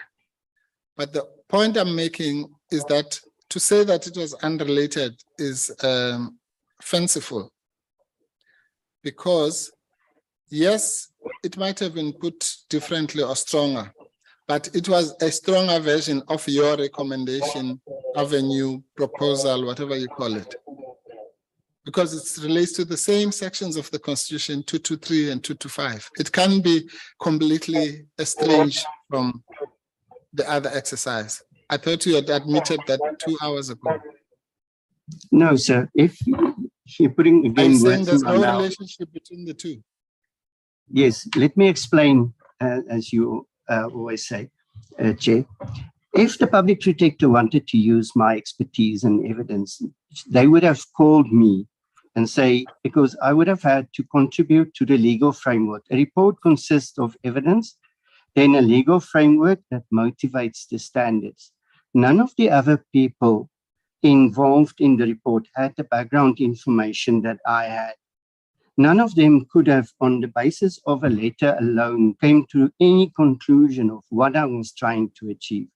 I know how we operate, and I know what was the purpose of the mini think tank, and that I contributed to. If there was any hint that I was to contribute through research or through the proposals that I've been making to the Constitutional Review Committee, to the CIX matter, they would have involved me to come and explain and to put that narrative in the report, because that is the motivation. The lack of any reference, any wording of any of this in the CIX report is prima facie indication that it was not part of the thinking processes in the CIX report. If it was, again, it was not reflected in the report. Yes. Okay. Now, again, and I'm now putting it at the level of what you want the committee to believe, which I find incredible. You know that after the release of the report, the first, shall we call it, sign of trouble came from an inquiry from the media about the so-called market reaction to the public protector's proposal. Yes? Correct? Yes. Sorry, I'm just looking for the... And when that happened,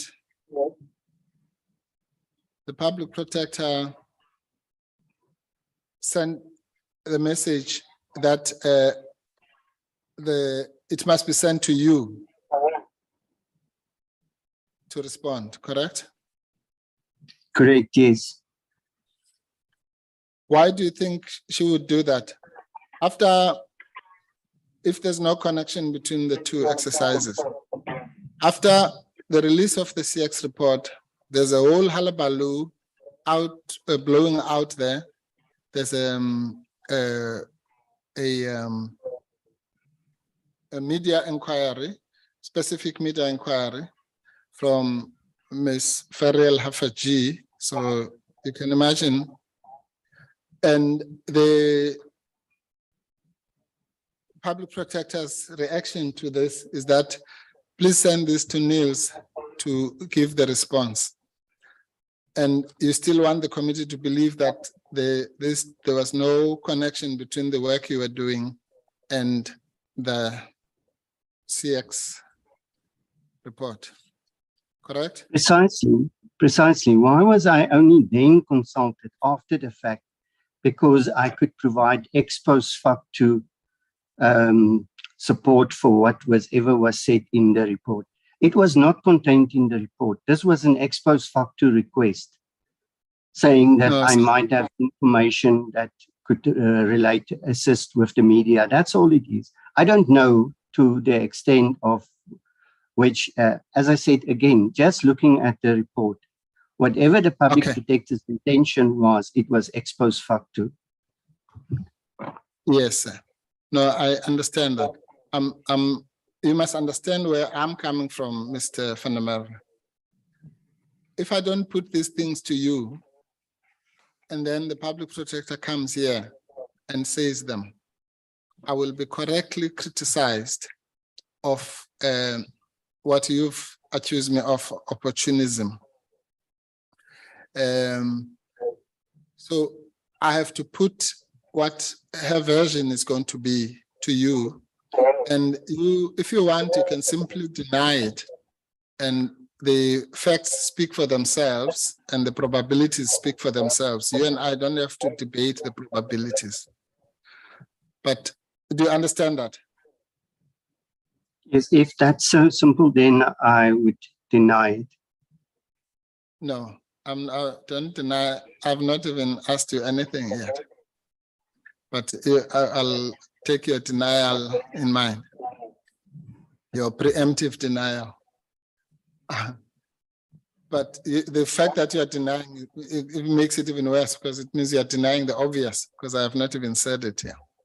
But I'm saying to you, sir, the public protector will testify to this committee that the only reason that when this thing blew out, her reaction was send it to Niels to give the response, was because there's an obvious connection between the work you are doing on section 223 and the issue of the amendment of 223, which is the same issue that, or rather the same issue you were working on. I accept for the record that it was now in the form of a recommendation or remedial action and what have you. But I'm not talking about that. I'm talking about the content. I'm saying the only reason she's going to testify that the only reason she referred it to you is because this was the same content you had been working on. Will she be lying if she says that? Now you can. No. Yeah, as I said, the purpose when a media inquiry like that is received, one would try and reason it on the basis of the report. My big concern is the fact that whatever I was supposed to contribute to the media report could have been then in as far as my general expertise on the subject matter is concerned, to assist with clarifying whatever queries the media had and to put matters in perspective. Whatever. That is my expertise that I was building up on the subject matter. But that expertise, the reasoning, doesn't flow from the report. That would have been just referring a matter to me as a subject matter expert, saying I can contribute to the media inquiry, which I do on a number of occasions. Yes, no, fine. I think we'll, you and I, even if I explain this for the next 5 days, it will be on the same page. So that's fine. So let's leave that to the committee and the summary. At least I've done my duty, which is to put to you what the version of the public protector will be. Did you make any contributions to the CX report? Yes, on the draft report, I raised a number of issues. I can take the committee or you to that. Okay, I've I'll made take you. comments. You will find that at the report is at 4185.2. Suppose. Starts at point 1.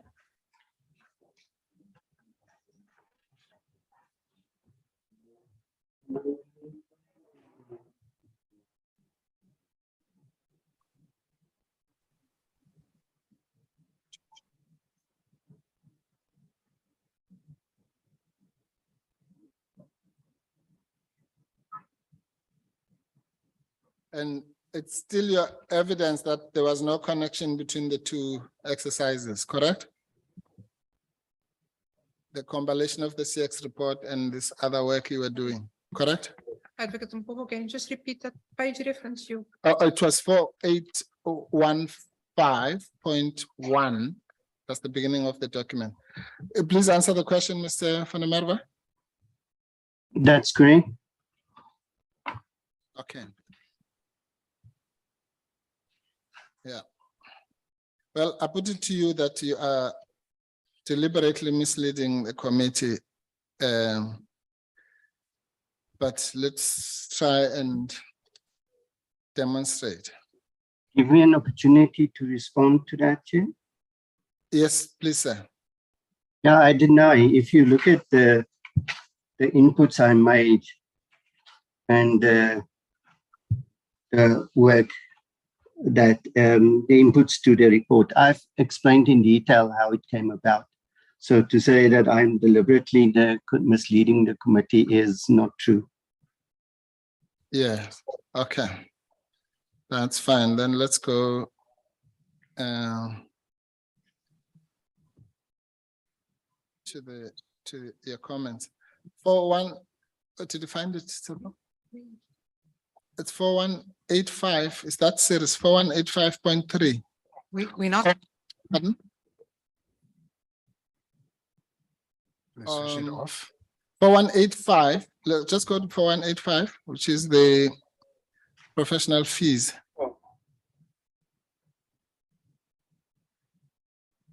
Then I'll know whether we're on the same document or not. This should be, as Advocate Bowles, should be on the bundle of documents that, not the latest bundle you created for us recently. It's the original, you know, when I read 4114, for example, it's from the same series. Excuse me. And when I read 4114 to the witness, we were on the same page, as it were.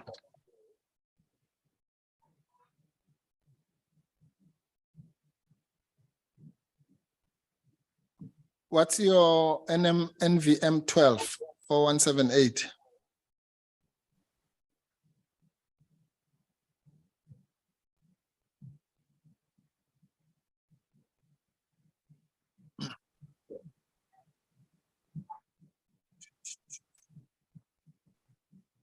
Okay, we're getting there.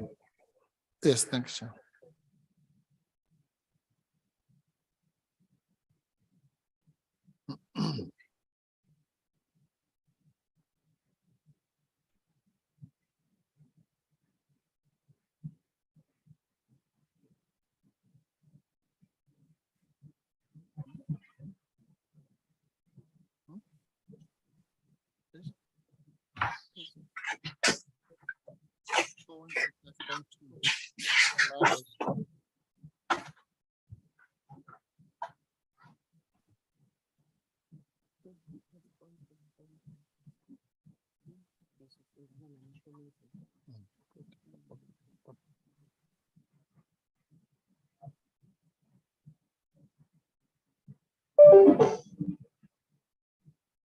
Bundle D.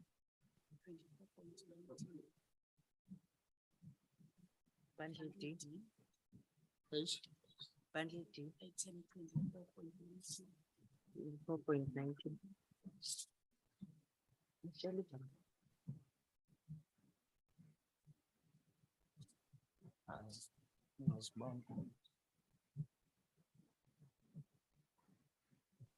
Are you winning slots happen? Okay.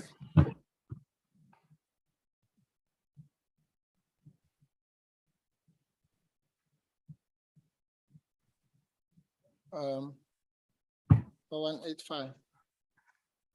Bundle D. Yeah, that's the one. The cover is 0.1. Yeah, that's that one. And then the rest, I was now going into 4185.3. Can you put that up?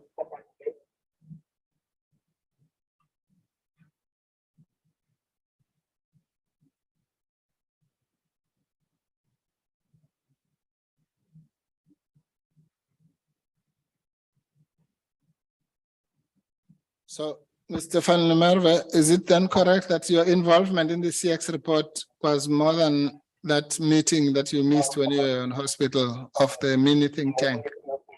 You actually contributed to the document. I testified that when I was in hospital and I couldn't attend the mini think tank, I submitted these contributions in writing as part of that process.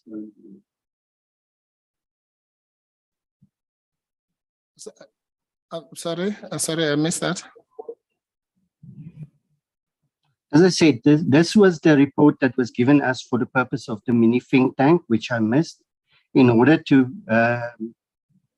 because I wasn't there, I made verbal, written contributions to the report instead of sitting around at, in a room. So these are my Yes. inputs for the mini think tank. Okay. Why did you not tell the committee that when I asked you about your involvement, you said, except for one meeting which you missed because you were in hospital? No, I did. Chair, You can point of check. correction. Just finish up, Mr. Van der Merwe, and then I go to Advocate Bauer. No, I was referring to exactly this in my evidence on 2 occasions, in cross-examination and in my evidence in chief, saying that because I wasn't there, I made submissions in writing to Mr. Kekana. It's not true that I didn't refer All to right. this. Okay, that's fine. That's fine. If the record will speak for itself, and if that's not correct, then I apologize to you. It's just suppose Advocate Bauer. Just to point out, that's a paragraph 34.8 of his affidavit as well. Okay. Yeah, well, okay. Okay, thank Can I you. move on? Yeah. Proceed. Okay. The point I want to make there is that you made a, let's call it, or some significant contributions to the CX document, correct? Let me put it this way. I highlighted. No, I'm not comfortable in just saying a yes or no, because I'm not comfortable in just answering yes or no. This was an executive summary. Nobody said you must answer yes or no, Mr. Van der Merwe. You can put it on as you've done all day. Answer long question, answers as much as you want. Thank you so much. Can you conclude what you're saying, Mr. Van der Merwe? This was an executive summary of the report. First of all, it was not the report. So to say I made a significant contribution to the report. What was given to us was a summary and introduction. It didn't even have remedial action at the time. And the focus of my inputs here, and I would implore members to read it carefully, was on how the issues were identified and whether I was actually cautioning of going into the lifeboat transaction itself. I was saying that for the purpose of jurisdiction and our involvement here, we need to focus on the issue at hand that's within jurisdiction, knowing full well that Section 6.9 was an issue going to anything prior to 1995 and even 2 years earlier. So read my inputs carefully here in terms of how I was directing. And there's no indication again. I made substantive observations. None of these observations were even taken into account or found its way in the narrative of the final report. So I'm not even sure if this was read by any of the members. But the risks that I point out and the way in which I described it here, to say that we don't need to make a finding because it's already been disturbed, it was not adhered to in the final report. So none of the things that I said here found its way again into the final report. Okay.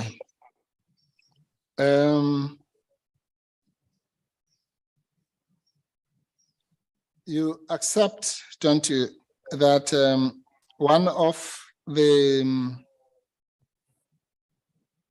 recommended actions in that draft was related to changes in the regulatory framework or the policy framework?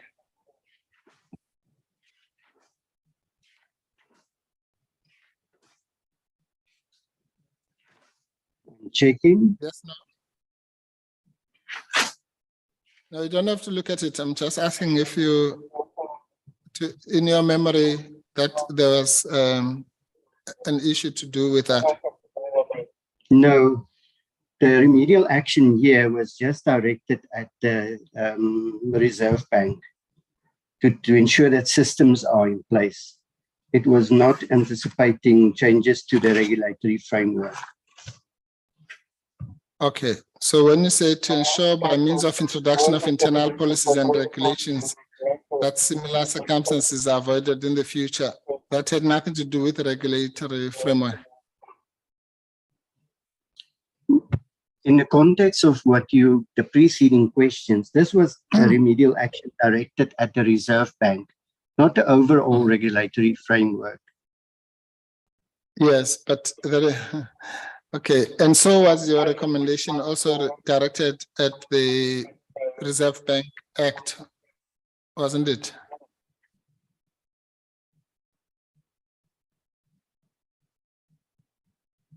Not necessarily. We haven't even touched the Reserve Bank Act at the time.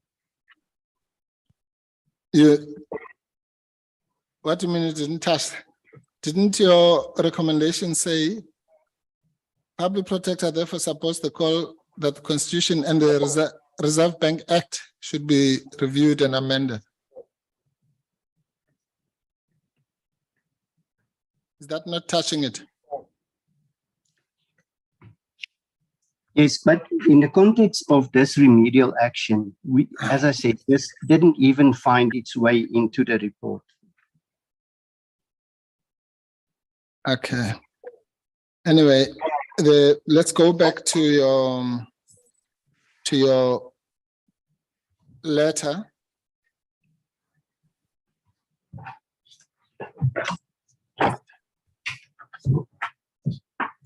Okay. All right. Yes, I read to you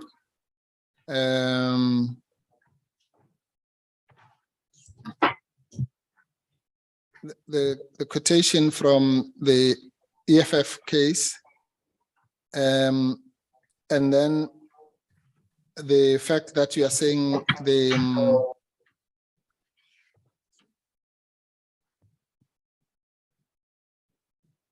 what I call the crux of the matter, referring to the accountability mechanisms and so on. Sorry, just, yes. But because of the time, I'm sure the chair is going to release us soon. The last sentence of it looks like he's about to do it.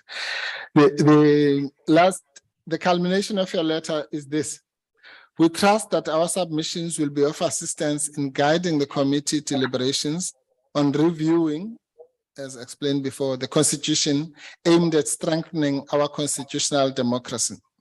In other words, that was the punchline of your recommendation, that there should be this constitutional amendment to strengthen our constitutional democracy, correct? No, sir. This was not a recommendation. It was a draft put up. I did not sign it. I did not put it as a recommendation. To say that this was the final recommendation, This was a discussion document. You're No, it's trying not to a discussion document, Mr. stage I'm this. reading from the letter now. I'm sorry. Yes, I'm but sorry the if I confused you. The wording here was proposed. It was not even discussed whether it will be accepted or not accepted, whether this was in, to now attach a way to it and say this was in fact my recommendation to the public protector, while this was just even as an avenue proposed as an, we didn't even deliberate on this, whether it was in line with the public protector's thinking. No, Mr. No, Van der Merwe. Chair, I am. No, please, just listen, please.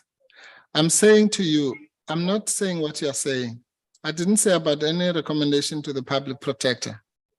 I'm talking about Mr. Nzimande and Smith, to whom the letter was addressed. Okay?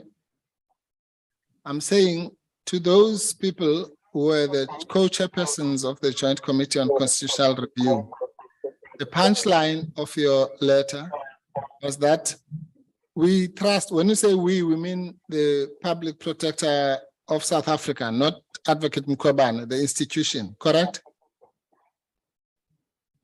No, the signature was going to be the public protector. Yes, but not as Advocate Mkhwebane from, I forgot the name of that place, Kwaggafontein. But The public protector. yes, but as she was going to be signing there on behalf of Public Protector South Africa, correct? Correct. And every time you, in your evidence in chief, and even now when you say the public protector will do this, revision this and that, you don't mean her as Busisiwe Mkhwebane from Kwaggafontein. You mean as public protector of South Africa, correct? Correct. Yes. Okay. So that's the context in which you use the word we. We trust that our submission will be of assistance in guiding the committee's deliberations on reviewing the Constitution aimed at strengthening our constitutional democracy.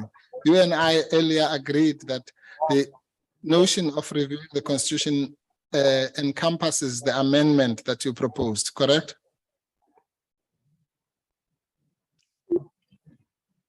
I didn't propose an amendment, sir. The word propose means that this was accepted and endorsed. As I said, this was just an avenue. The way on which you are trying to attach to these documents as having informed decisions while they were draft deliberative documents, I can't attest to that. Okay, this is my last attempt before the chair does what I can see is eager to do. You are saying that these 3 preceding pages where you give the motivation, you give the Constitutional Court quotations, you give the relationship with the poor and so on. All that had nothing to do with that last sentence that says, we trust that our submission, in other words, all this stuff that has been in the previous paragraph, will be of assistance in guiding the committee's deliberations on reviewing the Constitution aimed at strengthening our constitutional democracy. Can those 2 things be divorced? No, and that's not what I'm contesting, Chair. Okay, therefore, you agree with me if the 2 things cannot be divorced from each other. You agree with me that the punchline, and I'm just using that word loosely, of the letter that you drafted was that whatever has been said here will guide, let's not put it even higher than that, the amendment of the Constitution. Yes. Thank you. Okay, I've been standing on the way of the chairperson. So I think, Chair, that on that topic, if unless my next issue is quite a long and complicated one. So it is. So I think we should start on that one in our next session. Well, thank you, Advocate Mpofu. I would not have stopped you, so you have called for time out, No, Chair. and I oblige. I'm ready to and, proceed, Chair. as You know me. as I always do. So I can go on until because midnight. I did reclaim my precious hour and more for the day. So No, I'm ready, Chair. there would not have been time kind of lost in that regard.